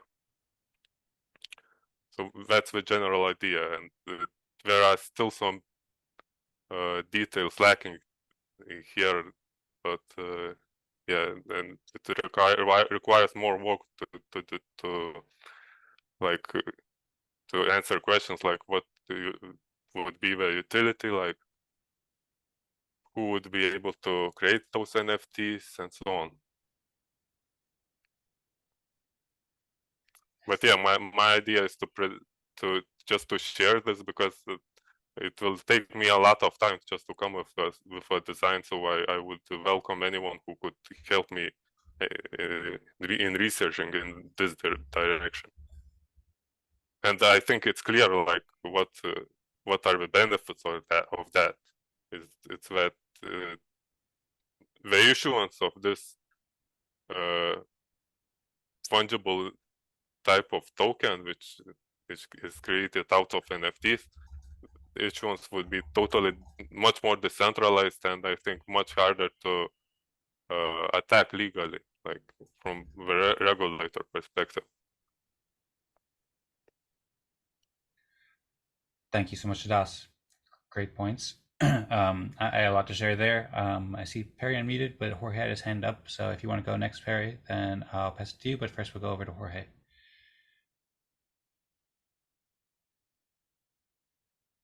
Jorge, do you want to share some thoughts here? Or do you lower your hand? Do I go first? I'm sorry, what's that, Jorge? Do you want to go first? It's up to you if you want to go first. Perry or me? You. Go for it, Jorge. Thank you. Yeah, sounds like really interesting. First of all, Dan, a question for you. Those images in your presentation, you made them using DALL-E, the AI? No, I use those using Midjourney, which is similar to DALL-E, but benefit of Midjourney is that you can use them for more commercial applications and stuff like that. DALL-E too has like more copyright restrictions and stuff like that. Midjourney, I just got the plan and tried it out this month, and it's an awesome tool. Okay, but it was AI supported. AI supported, yeah, and I did a couple of tweaks to add titles and stuff. And regarding Tadas, although one image I made myself personally last year, but the rest were AI generated, yeah. Okay, and regarding Tadas, it does look really interesting. I remember reading the paper initially, but I didn't fully understood the implications. So it's like if any person could emit some shares of himself, and the market would decide what price to give to those shares. Like if any person will become a kind of mini corporation, so that, for example, we know we love all Rosmari, so we want to have the NFTs that she emitted, and depending on the relative value of each NFT, we could exchange products and services, like buying a coffee or any other product using those different NFTs from different persons, like exchanging different pools of shares from corporations for other products. Is that the idea? Like betting on the performance of individual people? Not quite. So the key here is that utility provider would set requirements for, or utility provider or a fractal would set requirements for an NFT. That would have to ensure that it's not just randomly. It's not like anyone could randomly create as much of eligible NFTs as possible. So maybe an example would serve better. So yeah, so imagine that. So we are talking about. I'm calling this set of NFTs, which provide some utility, eligible NFTs. So NFTs which are eligible to provide utility and they are burned. Yeah, so we could say that in order to create an eligible NFT, the account that creates it has to have a respect balance from Eden Fractal. And say the amount of NFTs that he can create like this would be proportionate to the amount of respect that he earned last week. Yeah, so this way the total supply of these eligible NFTs would be limited.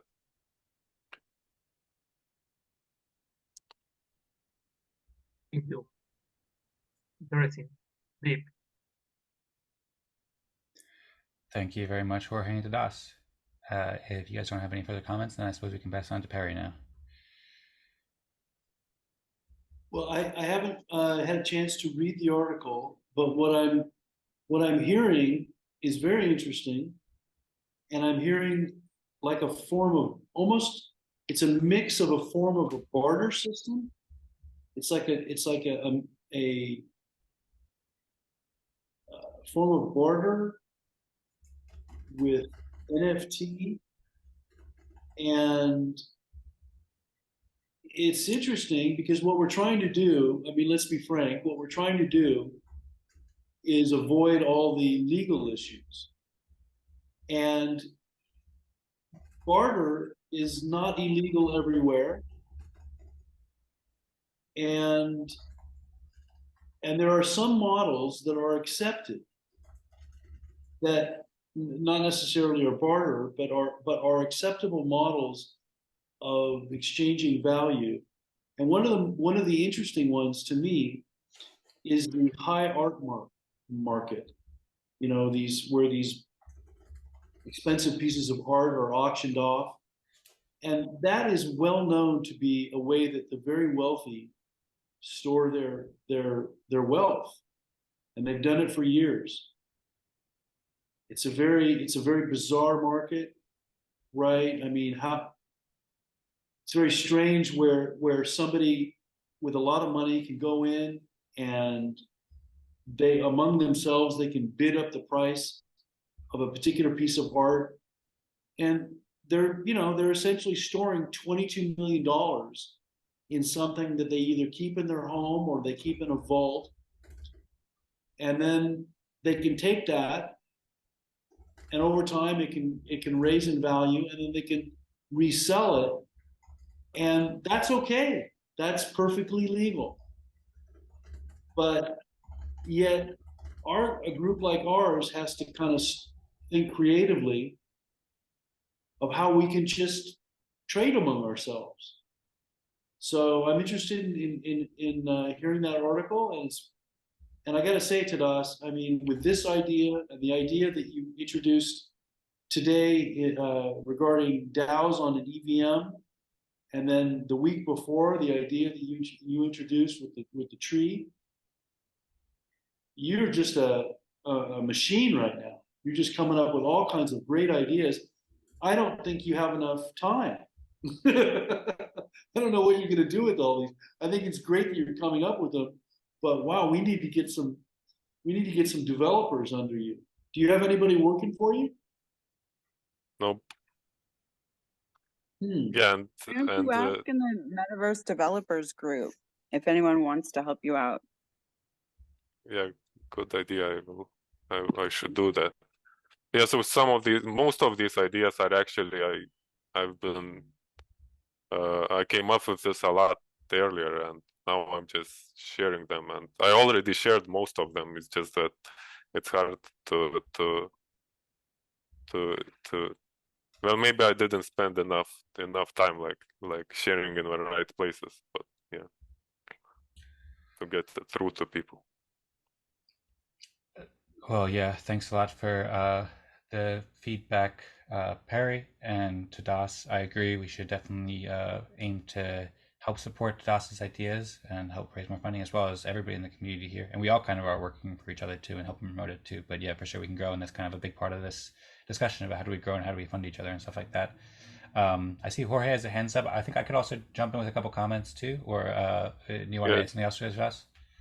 Yeah, just before to finish off with what Perry said, thanks for introducing a concept of barter. I think it's I haven't thought about it that way. I think it might be useful. Great. Yeah, I agree with you there. Perry, was there anything else? If you wanted to add anything else, then feel free to jump in. Or if not, I'll go. And then I'll pass it on to Jorge afterwards. That was it. Thank you. Okay, cool. And yeah, Jorge, if you do want to go first, then you can feel free. But I think it might be helpful for me to jump in with some comments here, and then I'll pass it on to you afterwards. Sound good? Yeah. Okay, cool. Yeah, so I wanted to provide a bit of context. That whole presentation, if I had more time, I would have liked to prepare it better because I kind of just put it together quickly. But I've been thinking about this idea a lot since I had the conversation with Tadas on Saturday, and I've been following this idea. I have another page that I'm curating for the past, like, since October, since Tadas wrote that. I read it a couple of times, and then I read, I think it might be at edencares.com/funding or something like that. There's also a similar article by Andrew Ware that I'll find and I'll share too. So I've been thinking about it and I didn't know how to make it work. And then, yeah, the conversation with Tadas was really fascinating. And it inspired me greatly over the past few days. And so I wanted to share a bit more context about where I'm at with it and what I'm thinking we can do. So for one thing, Perry said what we're trying to do is avoid legal issues, which I agree. I mean, it's true. We're trying to cooperate in a manner where we're keeping everybody safe and it's compliant, it's legal and everything like that. We don't want people to get in trouble. But at the same time, it's also so much more than that too, I think. I think it's way more. And this is, I've just been thinking about this idea for the past few days, but as far as I can see right now, and maybe I'll think about something, maybe I'll realize a flaw in it later, something like that. But to me, it seems like this is a far better way of cooperating than was originally defined in the faculty white paper. And I have immense respect for the fractal white paper. It basically changed my entire life, and it inspired me to do all this, and Genesis fractal alien worlds, all these different things stem from the fractal white paper. And this is taking a lot of the principles from the fractal white paper, a lot of things we've been doing, but it just finds a better model that both makes it more safe for everybody and reduces risk of legal issues. As you said, there's a standard for people trading and bartering and stuff like that, and that's commonly accepted that people sharing their art with the world, sharing their things that they're doing to help the world and selling like that, that's a public good, that's a moral good, and anybody who tries to stop that is doing something that's not right. In generally speaking, just general terms here, like that's a common thing. So keeping people safe is a good thing. But then also too, like Tadas made a great point that in that article I said about increasing decentralization. To me, it seems that this has the potential to be orders of magnitude more decentralized than the originally proposed way of having a single respect token that was originally proposed in the fractal white paper, rather than having one central point where there potentially could be, everybody's, let's see who's going to mint the most respect tokens or whatever. Everybody has the ability to do their own thing. And the way I've been identifying it too, so I've been working on a lot of branding for how we can introduce this. Tadas presented that as burning NFTs. I suggested on the call with Tadas, and then I worked on a lot with Rosmari. Rosmari brought the idea because she was like, what are you burning NFTs and all this stuff? So yeah, but I think the best way to describe it, especially because we're at Eden Fractal, is gardening and growing. And so instead of burning NFTs, we're planting seeds. And I'm working on building like a brand around this and building a way to explain it that I think will go really well with a great story. And I think it will work quite well to help us grow amazing things together. So in addition to being more safe from regulations, it's also way more decentralized and way more empowering for the individual too. Like it provides more utility. I have a lot of thoughts about how we could figure out the specifics, and perhaps we can meet. I'm happy to hear everybody's thoughts and discuss this more in detail, but I have a lot of ideas about how we can define these. I think it could be fairly simple, and I think it could motivate people to promote their own work while promoting everybody else's work too, and provide great ways to support people in the community. Like I think Perry or Jorge, I guess, mentioned supporting Rosmari's excellent work with buying NFTs or buying seeds. And I think we can do the same thing for everybody in the community, and it can be a way that people can be inspired to go like to other chats and share their NFTs, share their seeds, while also promoting the whole group at the same time. So I'll share more details about that, but I wanted to provide a bit more context. Basically, I think we can turn this into a game where everyone at Fractal Meeting can create NFTs or seeds together, and it's a really amazing way to support each other. That it's a potentially a huge innovation that can really help us out in so many ways. So anyway, I know Jorge had his hands up. So if you still want to share some thoughts, Jorge, then be happy to hear from you. I see Noam shared a comment too. If you want to share that out loud after Jorge, perhaps afterwards, Noam, then we'd be happy to hear from you too. Writing it was enough. It took me a while to write it, and I. Okay, cool. Sounds good. If you want to share that in the Telegram chat too, I don't know if you did that or just the Zoom I chat. already did. Okay, great. Thank you. I also shared a quote on. They're both on the general Telegram chat, not on the live chat. Okay, sounds great. Thank you. No, I'm looking forward to reading it. Thoughts that pop into my head when I'm listening to all you guys talking. Cool. Thanks so much. Jorge, did you still want to share some thoughts here? Yeah, two things. First, I do believe that we need more developers and we need to reduce our cost. And I've been thinking about this for a long time. The average salary in Colombia is about $400. Maybe, no, not, well, the minimum wage in Colombia is about $300 a month, which is about 1 or 2 orders of magnitude below the American salary. And the average salary for a junior developer, I think, should be about $500 a month. So if we could, maybe, I'm thinking out loud, but if we could maybe get some of the people from these Spanish-speaking countries, maybe through the fractal of the Spanish language, to work for Tadas and channel some of the funds there. Well, there could be a possibility there of like having development with very, very nice cost. Just to bring that to your radar, okay, guys. And secondly, this is more a question. This second is more a question about the VAT tax. How does it work, for example, in the United States, when I do some barter, for example, if I exchange 2 NFTs for a coffee, how does the VAT tax operates in that case? Does anybody know? Is it real coffee? Sorry? Well, first of all, we don't do VAT, just so you know. It's an evil thing that Indians and others do. It's evil, but it does happen in some of the states in the U.S. Here in Costa All the Rica, states have VAT tax. Wow, that's amazing. I think even California has VAT. It does not. they have sales tax in California. Yeah, sales tax is the same as VAT. No. Not No. technically. What's the difference?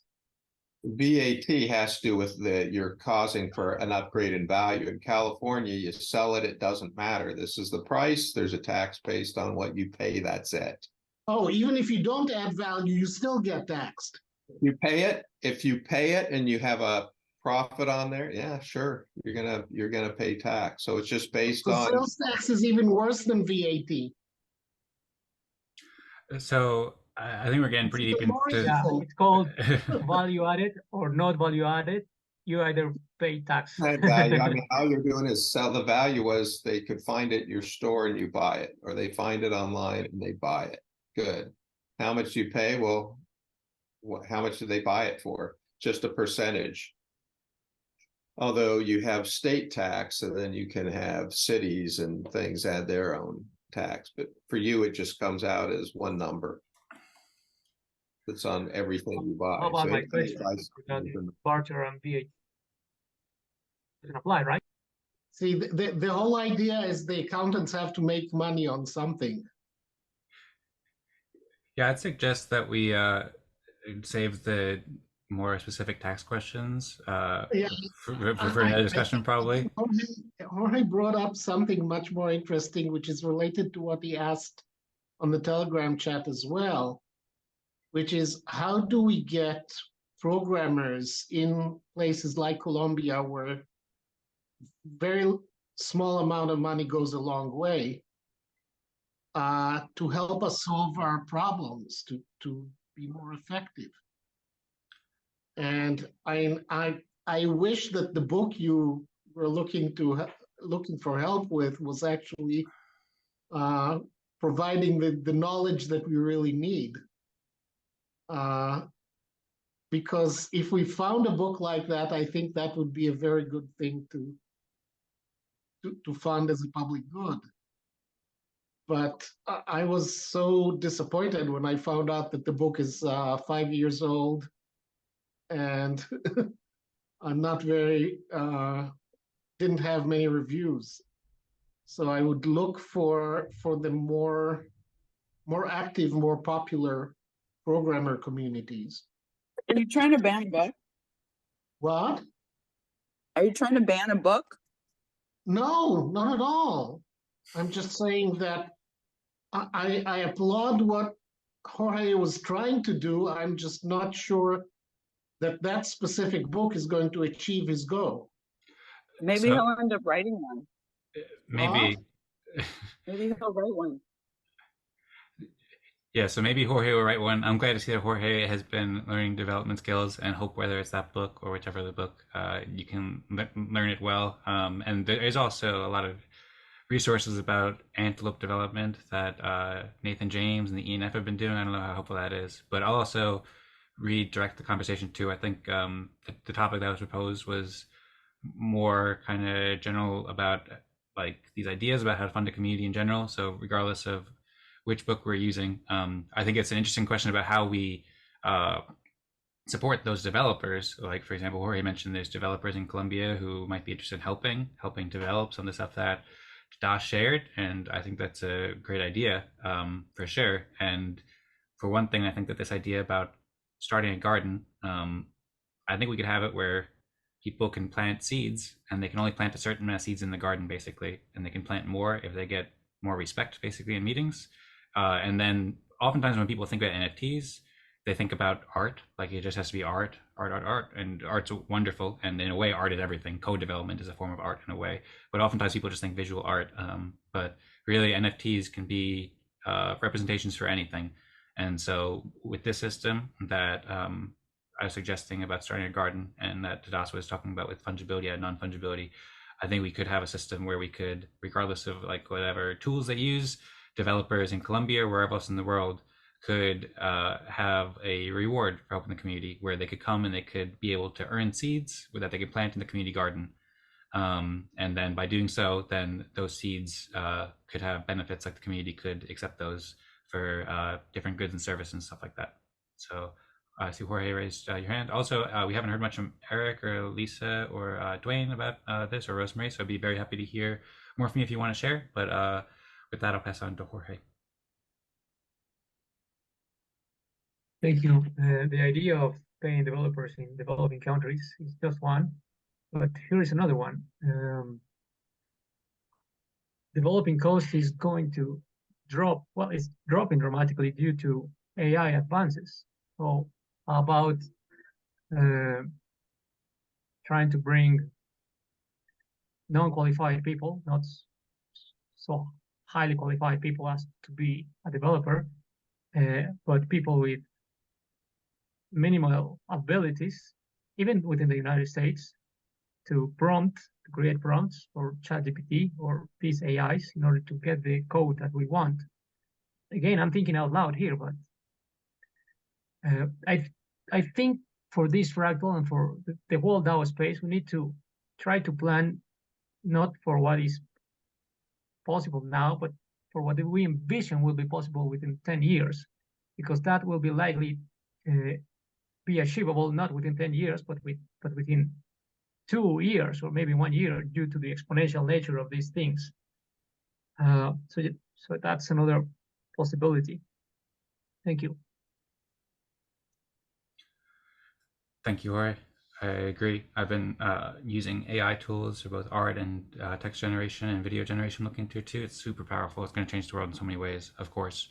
And I agree. I think this method, by the way, can empower people. Like when people are empowered with their own form of respect in a way, or their own seeds or their own NFTs or whatever, then they can use those skills to the best of their ability to be aligned with the community while also promoting their own success too. So I think that the solution proposed here could potentially help and align with that, like in terms of empowering individuals who can cooperate with communities while using AI tools. And it's an important thing to consider, for sure.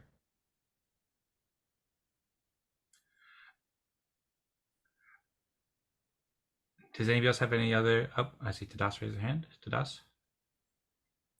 Yes, so one path I'm seeing is to have come up with some early version, an early imperfect version of this system, garden / non-fungibility out of non-fungible tokens idea implemented, and so basically bootstrap developers onto that, so we would get rewarded through this system, because the whole idea is to reward the contributors to fractals.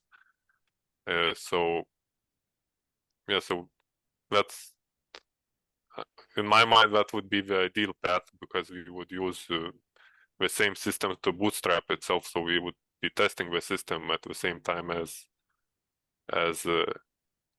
improving it. Yep, I totally agree. That's a great point. And so Rosmari gave a thumbs up too. This tool can be used to, I think we could, yeah, that's interesting to scope out like what we'd actually need. And I started to write some designs that maybe next week I can come with more details, or Tadashi, you want to share more details? Maybe we can arrange another meeting or something like that through the week if people want to talk about it more.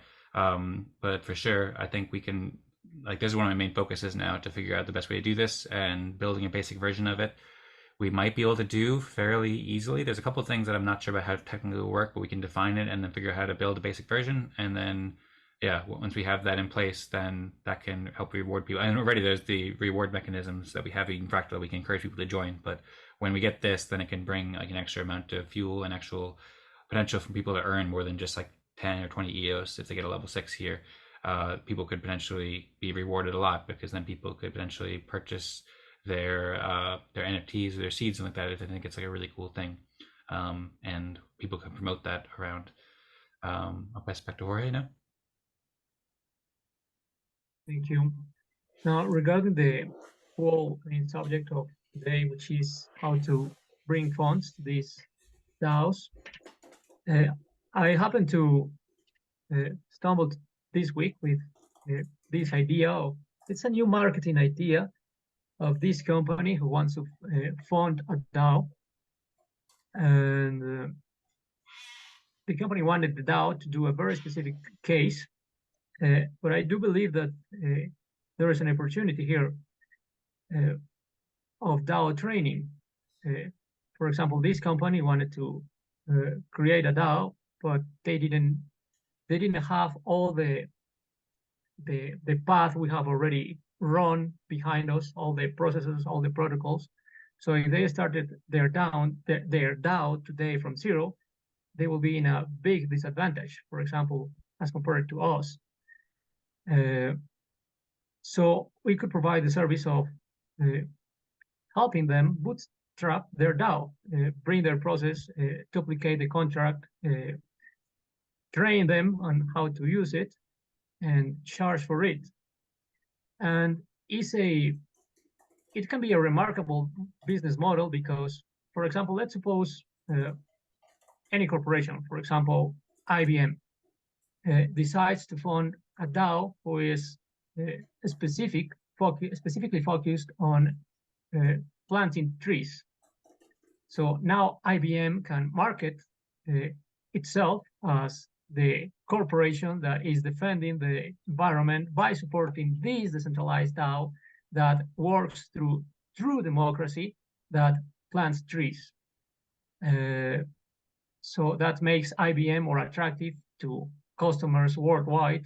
And that's just an example, because it could not be planting trees. It could be many other bunch of things, such as whatever, feeding pigeons on the streets, or adopting lost dogs or cats or pets. So, and Perry today gave us this data that by 2026, hypha aims to onboard 2.K new DAOs. So it looks like there is a big market that is emerging here. And of course, those DAOs that have the best protocols, the most efficient and most transparent protocols will triumph, will be triumphant. So that looks like a big market to me. Thank you. 250,000. Wow. Yep. Great points, Jorge. Yeah, I've also met with some people from the hypha team several times, like Dominic, and they're, I think, like, they're building a lot of great tools, and they're also open to using the tools from Eden Fractal 2, I think, too. And so, yeah, to do whatever mechanisms that we use or tools or code that we build and designs that we build for our community can also be ported over and trained for many more communities too. So I think that's a very big opportunity. Once we get our house in order and we're growing a lot, then we can help many more communities with these as well. I think Perry, you had your hands up too. If you want to go ahead, Perry. That's okay. I'll pass. Thanks. Okay, you're welcome. Well, looking forward to hearing from you more in the future. And then, yeah, thanks again, Jorge, for those thoughts. We're at just about an hour now, so we could start to wrap it up whenever. I'd also be happy too. We haven't heard much, as I was saying before, from Eric, Lisa, or Duane, or Rosmari with this too. I know Rosmari played a big role. Thanks so much in thinking about this and brainstorming on Saturday. So I'm curious if you have ideas. If not, then that's okay. If you want to save it for another time, or Eric or Lisa, it's great to see you there, Lisa. Duane has been a pioneer along with Eric since the beginning of Fractally. So I'm curious what you guys think about this. But also too, if you want to just, and there's been a lot of new information, a lot of discussion today, and we've been at here for just about 2.5 hours, so we could start to wrap it up. Or if you wanted to discuss a little bit about the open mic night coming up at Lisa's Coffee Shop for this Friday, then we could do that as well. Does anybody have? Oh, I see Perry raised his hand. Oh, and I see Lisa unmuted too. So first we'll pass it to Lisa. What's that, Lisa? I want to see if I can remember what I was going to ask. But a few things. First of all, just a reminder, we can't ask people to purchase something in order to have future rewards without risk. So I imagine memberships are okay as long as they're not positioned as, because of that, you're going to have direct passive income or likelihood of earning. So just a constant reminder about that. And I'm sure we won't be doing it that way, but just to keep forefront of our mind. Also, I've been thinking about, was it all the way yesterday? Eric and I were in Tech Coffee and challenged each other. Yes, the two of us and someone else actually, to create a YouTube channel by next Tuesday. She just contacted me on Telegram and said she was trying to get her. So I said, start a chat with that Lisa Chandler. So that's great. So we've got a new player. She may yeah, be we got a new player. Just while we were talking. She's great too. She's going to be amazing. So anyway, gosh, you could talk about each person that, so many wonderful things they come up with.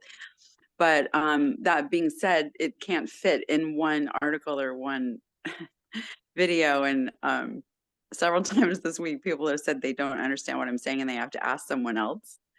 And so I asked if that helps them understand. And they said, no, they're reassured somehow. So it's quite a funny dilemma. And I thought, well, we probably need to communicate a little bit more.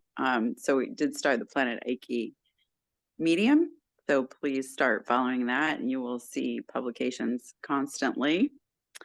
And we have a translators group to help get that around to different languages. And we'll start YouTubing all over the place. And one of the things that I'm starting to suggest to custodians as I encounter them is perhaps we can do $1,000, $1,000 Trillium incentive to start, and then add Trillium incentives for growth of the channel as people hit milestones. So we probably would have to start a community to do and monitor that rather than the custodians per se, but that's kind of what we're doing. And what do you guys think about that? Anyone want to start a YouTube channel? The main thing would be, you might already have one, so would be hashtag metaverse. So people start looking for hashtag metaverse on YouTube. And then we have some smart contracts you can allow people to claim every day, and an NFT. So for those who have that kind of mechanic in their games, they might have other links they want to put too, but YouTube is kind of evergreen, as opposed to, like, sure, a lot of people see it at first, but it's there forever, a long time. So links that last for people to play ongoing are going to be the new thing. So curious about your thoughts. Well, thank you very much, Lisa. I'm curious what everybody thinks too. I'm on board, and that sounds great. We got the Eden Creator YouTube channel ready to support the metaverse, as well as I also got the Dance Party YouTube channel too that I'm looking to share a lot more on, and several others. So yeah, curious. I see Perry's had his hand up for a while too, so I'll pass it on to Perry, or if anyone wants to jump in quick with a response to, then feel free. But otherwise, I'll pass it on to Perry, and then Jorge. I saw Tadas had hands up too, but I think first we'll go over to Perry.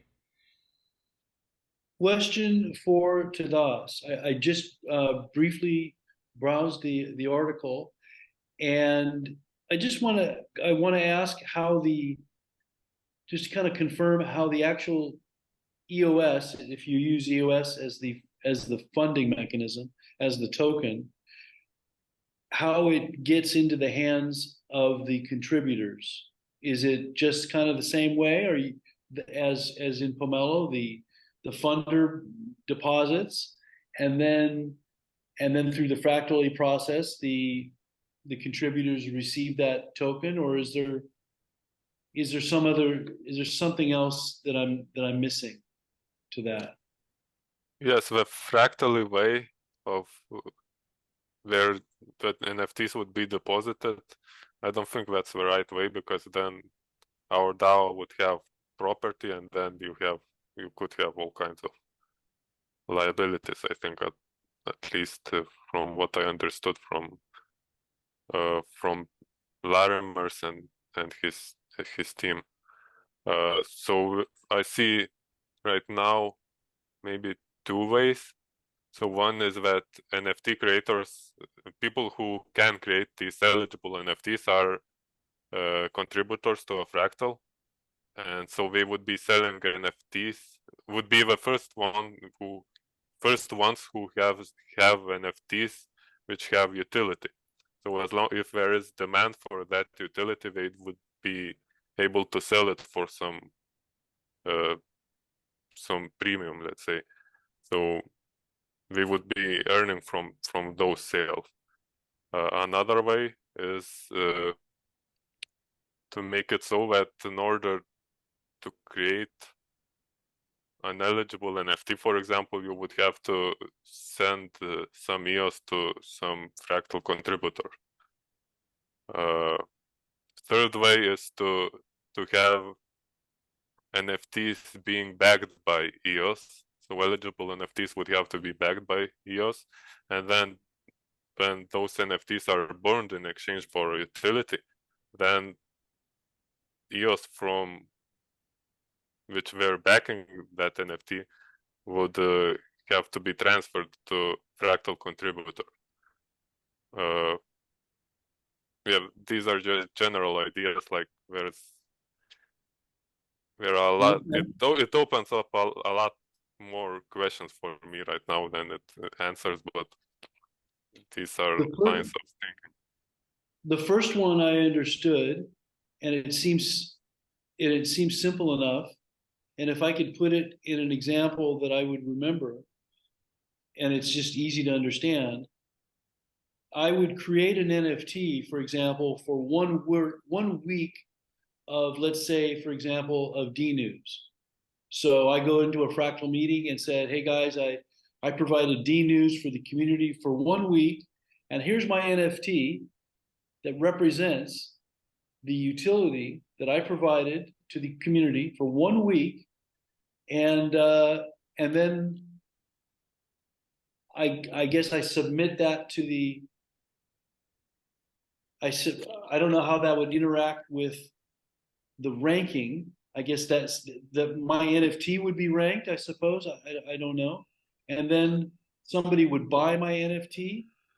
I'm not sure how that would work. Yeah, so Can I answer? Can I answer to that question, Tadas, to see if I understood it correctly? yes, No, sure. what will happen is that you get your Eden token, your respect, which is non-fungible. And according to the amount of Eden, the total amount of Eden you have, the contract will allow you to emit certain number of NFTs, certain limited numbers. So if someone has more Eden, the contract will allow him to emit more NFTs. Is that correct, Tadas? Yes. So it's not that your NFT is ranked, it's that you can emit as many NFTs as, well, proportional to the amount of respect. Yes, Would that that would be be my your first. overall respect throughout history or your respect for that week? It would. It will be total because they are proportional. It's something we consider too. I mean, these are all Yes, design yes. decisions that we can make about how much respect could be, or how much respect to count and stuff like that. I think both answers have merit. That's why I asked, because I think we might want to do both to some extent. Well, probably the most coherent option is to, at the very beginning, emit certain number of NFTs based on the total amount of respect, and then from there go on a weekly basis. Is anybody a lawyer? I think that governance should be going by total amount of NFTs, but reward for an effort should be going based on what people did recently, not based on the total. And that's a distinction that's probably worth building into the system. You don't want governance based on what somebody did last week. And if somebody really put in a big effort, or at least showed up with a big effort from half a year, and just showed it this week and got respect for it, he needs to get rewarded for it for that week. He doesn't have to wait until people vote for it over a year before he gets his reward. So I think that we need to make the distinction and do both of them the right way. If I could make my follow-up question to Tadas, which is related to what we're talking about, what is, and this, and maybe Lisa has some feedback on this because she chimed in about some legal impacts. What is so wrong? What could be legally wrong or vulnerable if the funder made the deposit into the account in EOS and that EOS was distributed? There was no new token. There's no respect token. There's no Eden token. There's just EOS. And EOS is not an EOS, as far as we know, is a completely acceptable coin. And then all we're doing is we're just distributing that completely legal coin based on our peer-to-peer review of each other, which is our fractal ranking. Yes. Okay. Yes, but what if there is a bug in a smart contract, or our wallets get hacked and this EOS gets stolen? Then we could be responsible. we could be seen as being responsible, even maybe regardless of what we are trying to say. That's the case in anything you create. And no, if you could create a DAO which does not have any property, so there is nothing to steal. Yeah, you see, this is where I was thinking. I don't need the EOS, I need my bills paid. So why can't the collective pay my bills? I mean, I know it's a slippery slope, but what I mean is rather than having, like, I don't, like, for me, it's a challenge to keep track of everything. And I get really focused on what I'm creating and forget to pay my internet and things like that, right? So what if that automatically could happen? I mean, there's lots of services that allow for the cash world to pay for that. So why not the token world? I think that would be helpful if, like, we're doing things. So those things, whatever that means collectively, not people, but activities, right, are generating value, and that value pays those expenses for us because it's easy. What expenses? Say it again. Oh, that was me echoing. Sorry. I thought it was someone else. Sugar daddy DAO. There you go. It's not fair though, because it's not a sugar daddy. Theoretically, right? Like, I mean, from what I've theoretically heard of the term, not having experienced it myself, is that theoretically it's someone like taking care of all of your needs, right? Because you're so fabulous. I don't see that as this case. I see that as people are adding value in specific projects and communities. And if we built the tools and mechanisms to make their lives easier, we would be able to do more. We would be able to contribute and focus and engage more people and have less fear and less distractions, and right. And then one thing after another, right? So let's say we've got, food and bills and housing, and then maybe at some point we'll be like, okay, now we need advocacy to help protect us, and we'll support advocacy, right? And around us in our regions. And what else will we need? So if we have enough, we start creating these amazing things. This is what I've seen anyway over the past 15 years. We start creating these amazing things that help people. And it's not really, it's not like harming other entities. Other entities are doing just fine, right? Like they're of their own volition, just like we are of ours, right? So, but I think we've got to build the basic stuff that help us meet our basic needs in order to do like what Jorge was saying about the next 10 years. And I love that he's saying 10 years, right? Because it's, it's like, I'm trying to think, it was actually 15. I was thinking since I started a biotech that just got FDA approval to proceed. And I was thinking, gosh, it's such a long time, right? But it goes by and we're doing it. And the impacts don't always show up when we want them to, or in our control. And so I, for one, am thinking like, let's do everything we can to get ready as far as the fundamental aspects of the metaverse, our planets, whatever we're responsible for. NFTs are going on Google Play December 7th. I keep saying it, which means we have opportunities if we are building applications to add those and get those into the approval process now. And so, if we were to get attention from a significant audience like that, it could become very overwhelming. And if we don't have our basics met, they're going to come to an empty metaverse. And we don't want that, right? So I agree. It's really important to set up those things now, but let's think, like, it's extremely difficult to off ramp. That is one thing EOS gives us, but it's very, very difficult to off ramp and deal with paying bills from token. So I don't know. I'm thinking, especially if Tadas is asking for developer support, and I think it would be helpful maybe to have some leadership roles in the metaverse developers group to put together opportunities. We already have Michael Yates and Noam and others saying they'll participate in monthly developer calls and so forth. But having some leadership to inspire people to come around and do things, like right now, John is working on IVC, and he could use some help too.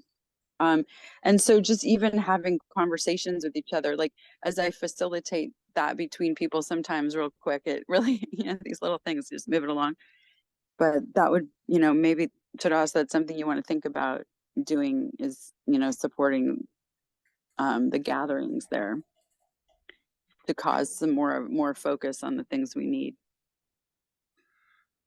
Thank you very much, Lisa, for sharing all your thoughts. I saw Tadas said he had to go, and then Jorge encouraged him to stick around. I don't know if you want to share any last thoughts before you got to go. Tadas, thanks so much for all the inspiration. I have some comments I can respond to Lisa there too. I saw Tadas did, and it looks like Jorge wants to say something too. So maybe I'll save my comments for after, if Tadas or Jorge want to go first, then I can go afterwards.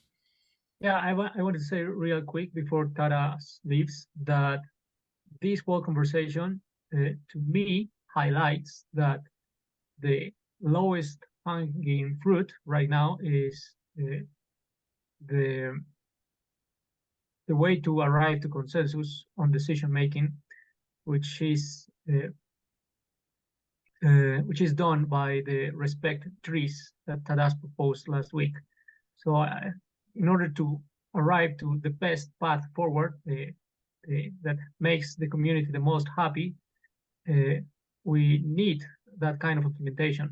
So it looks to me like the next goal for this community is to implement and bring to this community those respect trees so that we can use them and leverage on them in order to make these big decisions that we are trying to select from all the spectrum of possibilities. Thank you. Yes, I agree. I think that was, I wanted to make that point last week. I think that it makes sense for decision making to like respect trees to be our priority, which you could use it to come to decisions about other things. Yeah, so thanks, Jorge, and thanks everyone for useful feedback and encouragement. One more, one more. Okay, yeah. Okay. It's a tough one, and I don't expect an answer, and I hope that everybody can think about it. And it's inspired by my question and what Lisa just said. She went beyond. I suggested we don't need our own token and we can use EOS. She went beyond that and said we don't need any token. Let's get somebody to pay our bills. Which in both cases, let me just ask or suggest the thought experiment. How could we be tagged with a legal problem of vulnerability if we're not using our own token? How could they come after us? I don't know the answer to that. I don't think we want to attempt to answer that. That would not maybe be the best thing to be brainstorming. I don't understand. Well, I think Why the answer would to that you question, give attackers fuel? If you brainstorm that question, you're going to give people who want to attack us fuel to attack us. So I'm just saying I don't recommend responding to that. So I'm just saying if we don't include one, how could they attack us? Perry, any attempt to answer that question in a conversation that isn't one-on-one, and even if it's a one-on-one conversation that's that the NSA is listening to, is going to trigger an attack. That's what Lisa is telling you. Okay, so I just wanted to move on for a second here because I know Tadas said he wanted to go, and I want to say one last thing before Tadas had to go, if you want to respond there. And also I see Duane has his hands up, so I'll pass it over to Duane in just a second. I have some other thoughts to respond to Lisa and Perry's points, but I also want to just mention on the respect trees Tadas is in demand. Tadas is in demand too, right? Yeah, well, I'm excited. The respect trees, Rosmari, we were talking about the respect trees. We're releasing the episode about that too soon, so people can see more of Tadas's idea with these factories. But then you also, that's another thing I want to mention. I think there's a lot of synergies between this gardening idea and respect trees, because you could potentially plant your seeds on respect trees that you value. And I think in many ways this can be a better way. Like we could talk about risks with EOS or whatever, but in general, like there's so many different ways that you could use the seeds, like their own personal respect or their own personal seeds or whatever, that can use for both respect trees and all sorts of other stuff. Anyway, I see Duane has a hand up, so I'll pass it on to Duane now, and then I'll come back with more thoughts afterwards. No question, Tadas, everybody incredible. I like the idea of going direct, and like Lisa said, I don't think we need to answer the question of just paying bills. You know, no one's going to complain if my bills are paid by some other means, you know, as far as regulators. And I see how I started in EOS is what I had a terrestrial product that needed a community, and they put money instead of marketing into this collective, you know, governance model. So I'm going to come back with some ideas. I know Jorge is in the lead of in enabling local people to do some barter and trades with tokens, but I want to see where can it be taken to the next level. These terrestrial groups here have some collectives of products that, you know, instead of local, go for export. I'm just seeing how do we position ourselves on top of a brand and get a slice of what they're doing for our collective action, right? There is going to be a movement towards communities referring or vouching or coming up with governance, well, what the brand looks like, or the colors, or what the best model is, or the flavor, or something like that, that we can position this to, you know, for those public goods, whether it's trees, water, herbs, something. So I'm instituting a new product that I have a large market demand, and I think maybe that's how we get these two worlds to combine to meet our needs, right? Bridging, you know, the end goal, bridging these terrestrial brands or goods by giving us a slice, because we're bringing something to the table. We're bringing some consensus. We're bringing some community. We're bringing something. Lisa started this off way back with coffee, and it's something that unites the world as well, right? So just something, I don't have the whole total plan. I'll bring some of the beta to the next meeting, but how do we bridge past the digital, and these NFTs represent something else that you can actually get that you need? What do we really need besides our internet connection, food, water, and happiness, right? So, but yeah, I just applaud all the work, and then we're on the right path. So I'm excited, guys. Wonderful speech. Thank you very much, Duane. I saw Tadas thumbs up, Lisa clapping and stuff like that, and Lisa saying trees drop seeds and grow from seeds. Tadas talking to metacarbon planting trees when we start new respect trees. Very interesting. I'm thrilled to see all the stuff you're doing terrestrially, and I agree, Duane. We have to bring it to the real physical world as well. So I'm really looking forward to your next steps there. Rosmari, you were playing around with the sound effects before. If you wanted to throw in any like applause there, that might have been a good time. Or if you feel like you want to do it at some point, I think Tadas has to go now. Thanks if you're sticking around a bit longer, Tadas, and hanging with us. Please applaud Tadas before he leaves. Thank you, Tadas. Thank you, Duane, as well. Woo! Thank you, everybody. Thank you, Rosmari, for that. Anyways, this is fun. I can also respond a bit to what Lisa and Perry were saying too. I had a couple notes here, so we can start to wrap it up. There we go. Woo! Fireworks! Yeah! Yeah! All right.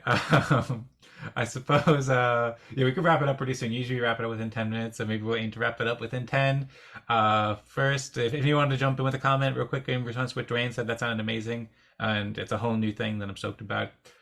And I also wanted to, in response to Perry's comments, I wanted to just recommend, I don't know how, I'm sure you've probably read it and thought about it a lot, but I recommend you reading the first 10 pages of the Fractal white paper, like closely. I've read it many times, and there's a lot of ideas, even if it's not like a legal attack or anything like that, like just having a shared pool of assets, that brings risk, because then people are like, oh, how do we get that shared pool of assets? Whereas if it's like more decentralized, then it's less risky for everybody in general. And we can go into more detail. As people said, we don't have much time now, and also some things are better left not said on the recording and stuff like that, and to get into too many details. But there is a lot of reasons why having it more decentralized rather than one pool of assets is good, and also separate from EOS, still supporting EOS and in many ways collaborating, but having our own like respect or our own seeds or whatever can allow us to operate independently of EOS. Because if you were dependent on EOS, then if Eve and the block producers or whoever decide to change something, then you don't necessarily have say. Whereas if you have your own community respect or your own seeds, your own garden, then you can decide how We've to got operate that Patrick. garden as well.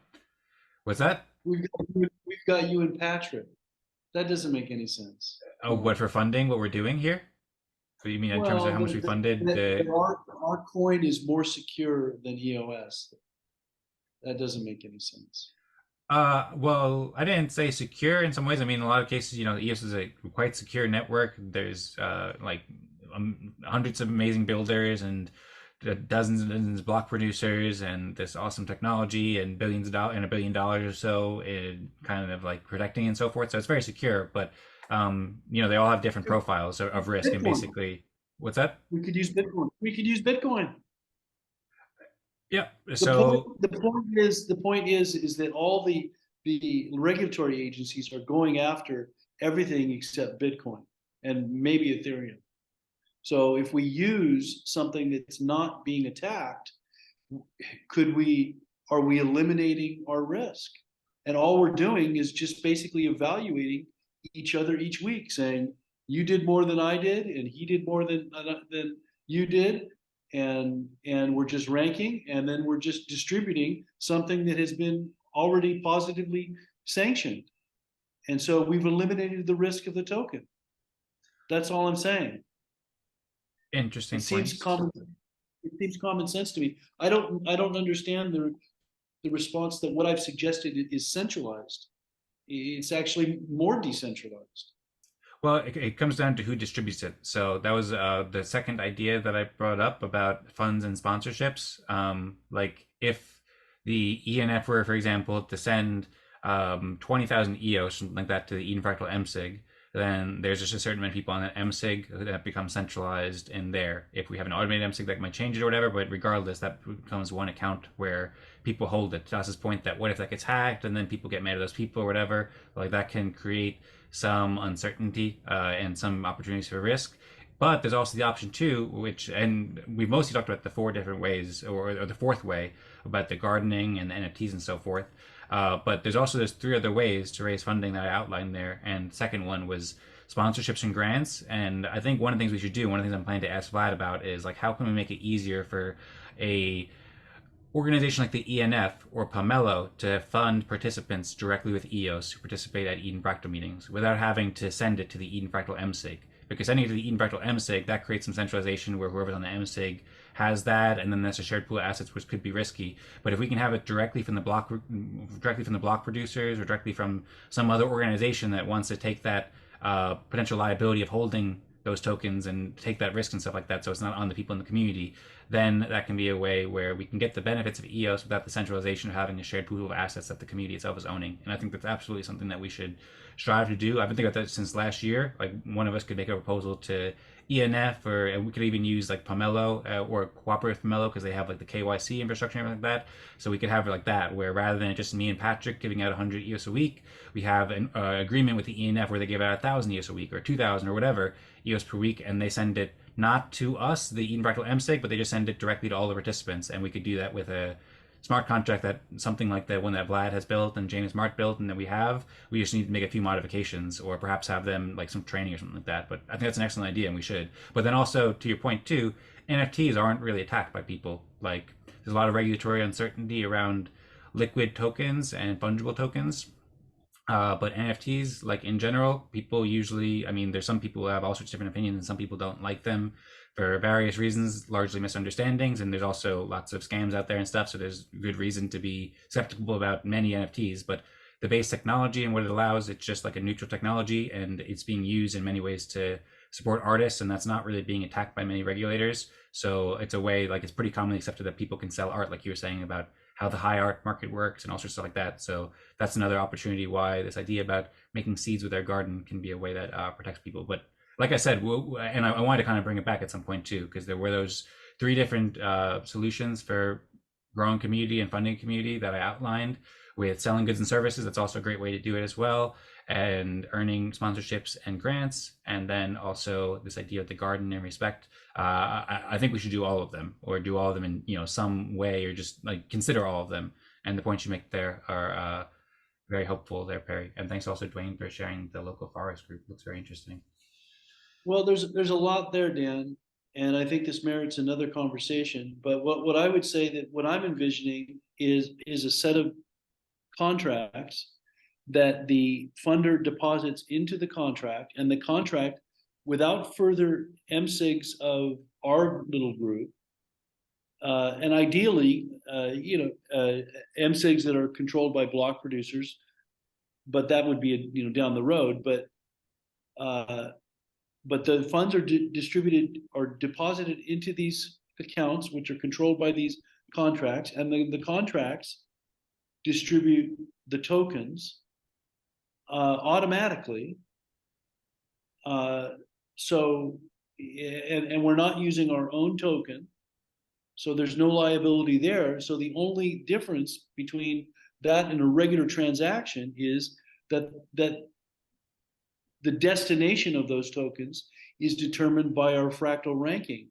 And all that is an opinion, a collective opinion among ourselves. So how could that be a point of vulnerability from a regulatory point of view? I don't see the need for another token, other than that we all want to get rich because we think we own a lot of these tokens. That, for me, is secondary to actually creating a solution.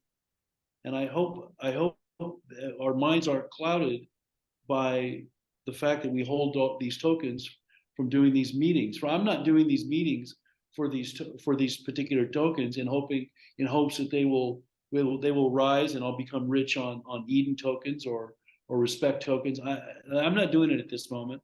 I'm doing this because I think that we are developing processes that can become valuable, and if it means that we use it, become valuable. Perry, you had an audio issue there. Do you want to repeat that last sentence? Yeah, I'm not doing it specifically to hodl Eden tokens. If they become valuable one day, then wonderful. But I'm not showing up here because of that. I'm showing up here because of all of us. We're all experimenting with each other, and we're all learning about something that's brand new.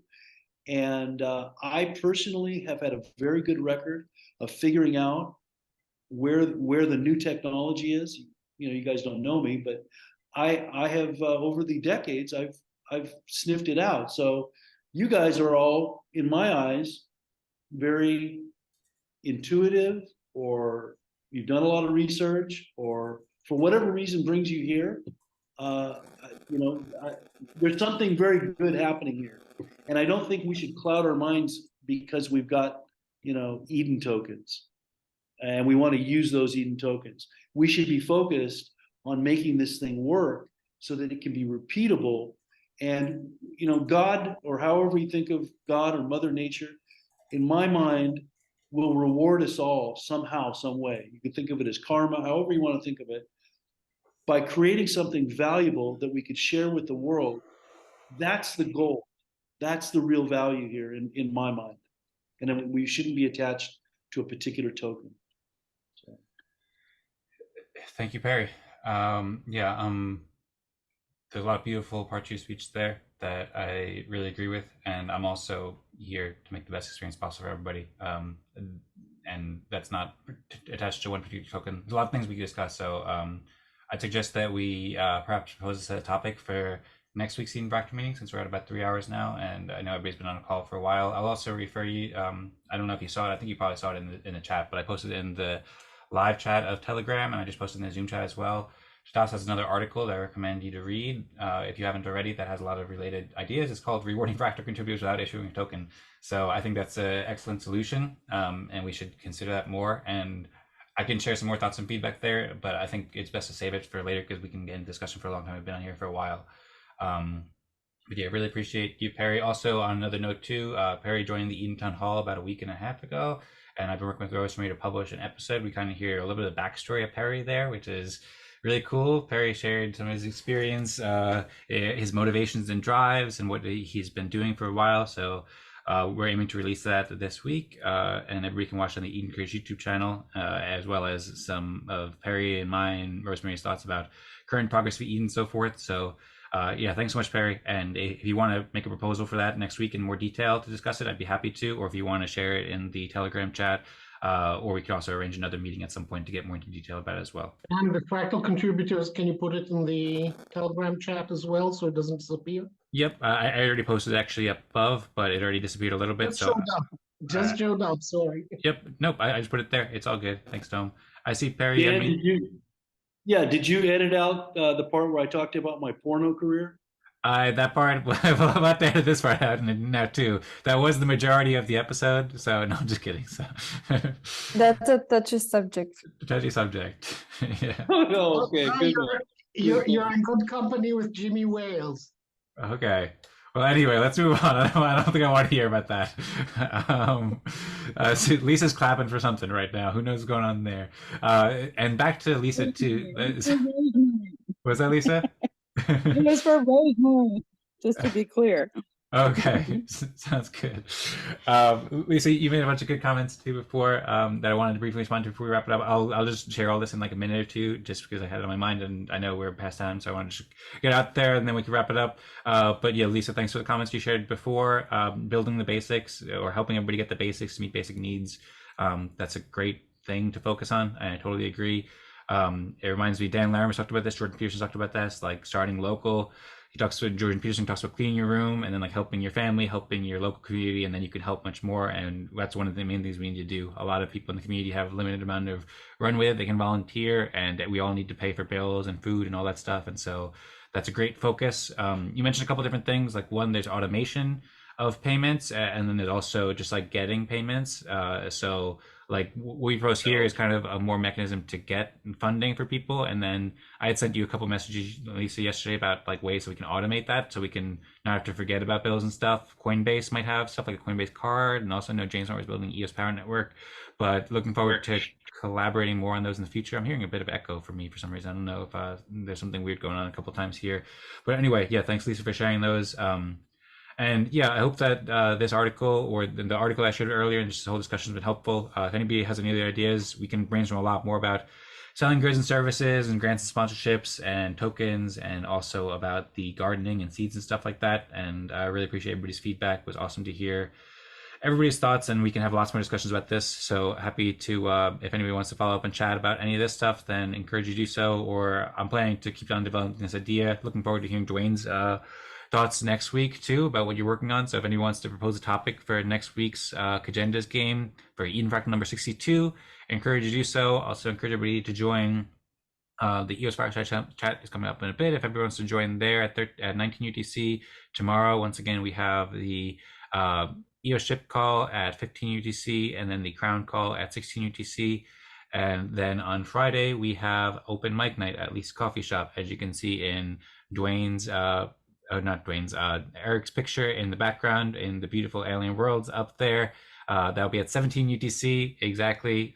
We can post the description again in the live chat or the link to the Eventbrite. Encourage everybody to sign up and register. That'll be really fun. I'm looking forward to hosting and collaborating with everybody there and hearing everybody's music. Looking forward to hearing Eric play Africa by Toto if he's ready, and Rosmari. I will not be playing. I'm not at that stage. Oh no! Maybe I can convince you to change your mind. What's that? Oh my God. Years, so I'm getting up to speed. It's coming along. Okay. He gets us to do these things, and then we all got to do it. And then I don't know, Eric. I don't know. Eric, play for us. Eric, play for us. We want to hear the song. The other thing is, I plan to be monitoring the chats and trying to make that all go. So that's where my focus Well, is. you can always record it ahead of time, right? Oh yeah, it's true. Bravo, bravo.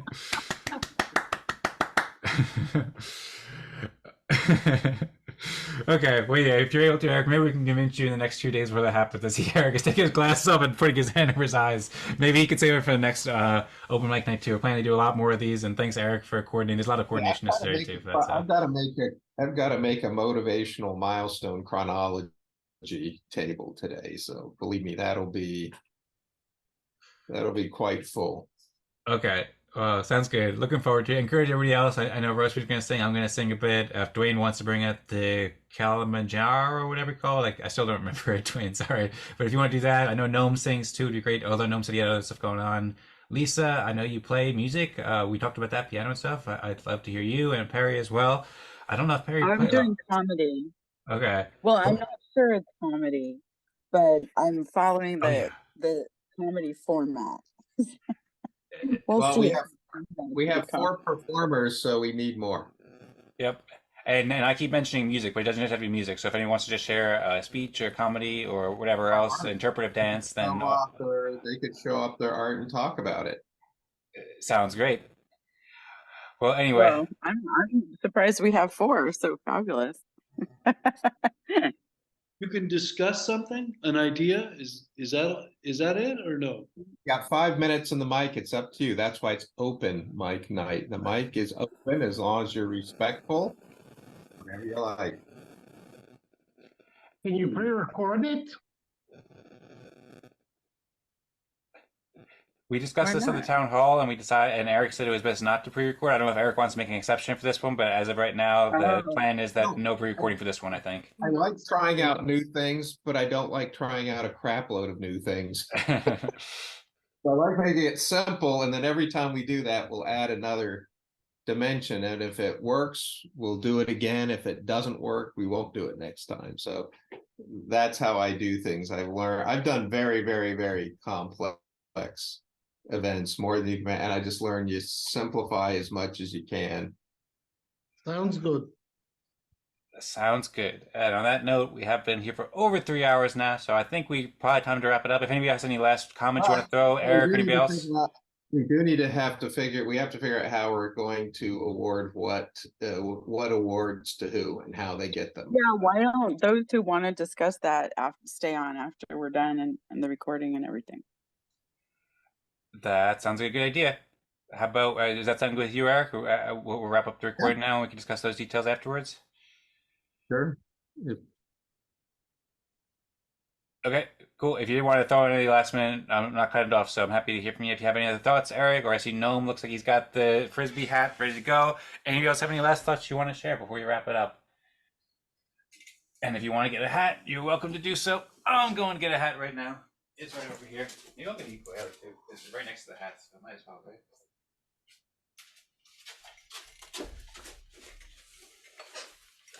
All right. The same hat you bring every time. The same one I tie every time. It never has once fit me yet. It's not a great hat. I have other hats around that I should get, but this is what I got for right now, everybody. All right. Should we wrap it up with a 1, 2, 3, 3, 2, 1, go eat in fractal perhaps, or anything else on anybody's mind? Great to see you, Lisa. Hey, Barry. Hope you're enjoying the Riot Society out there.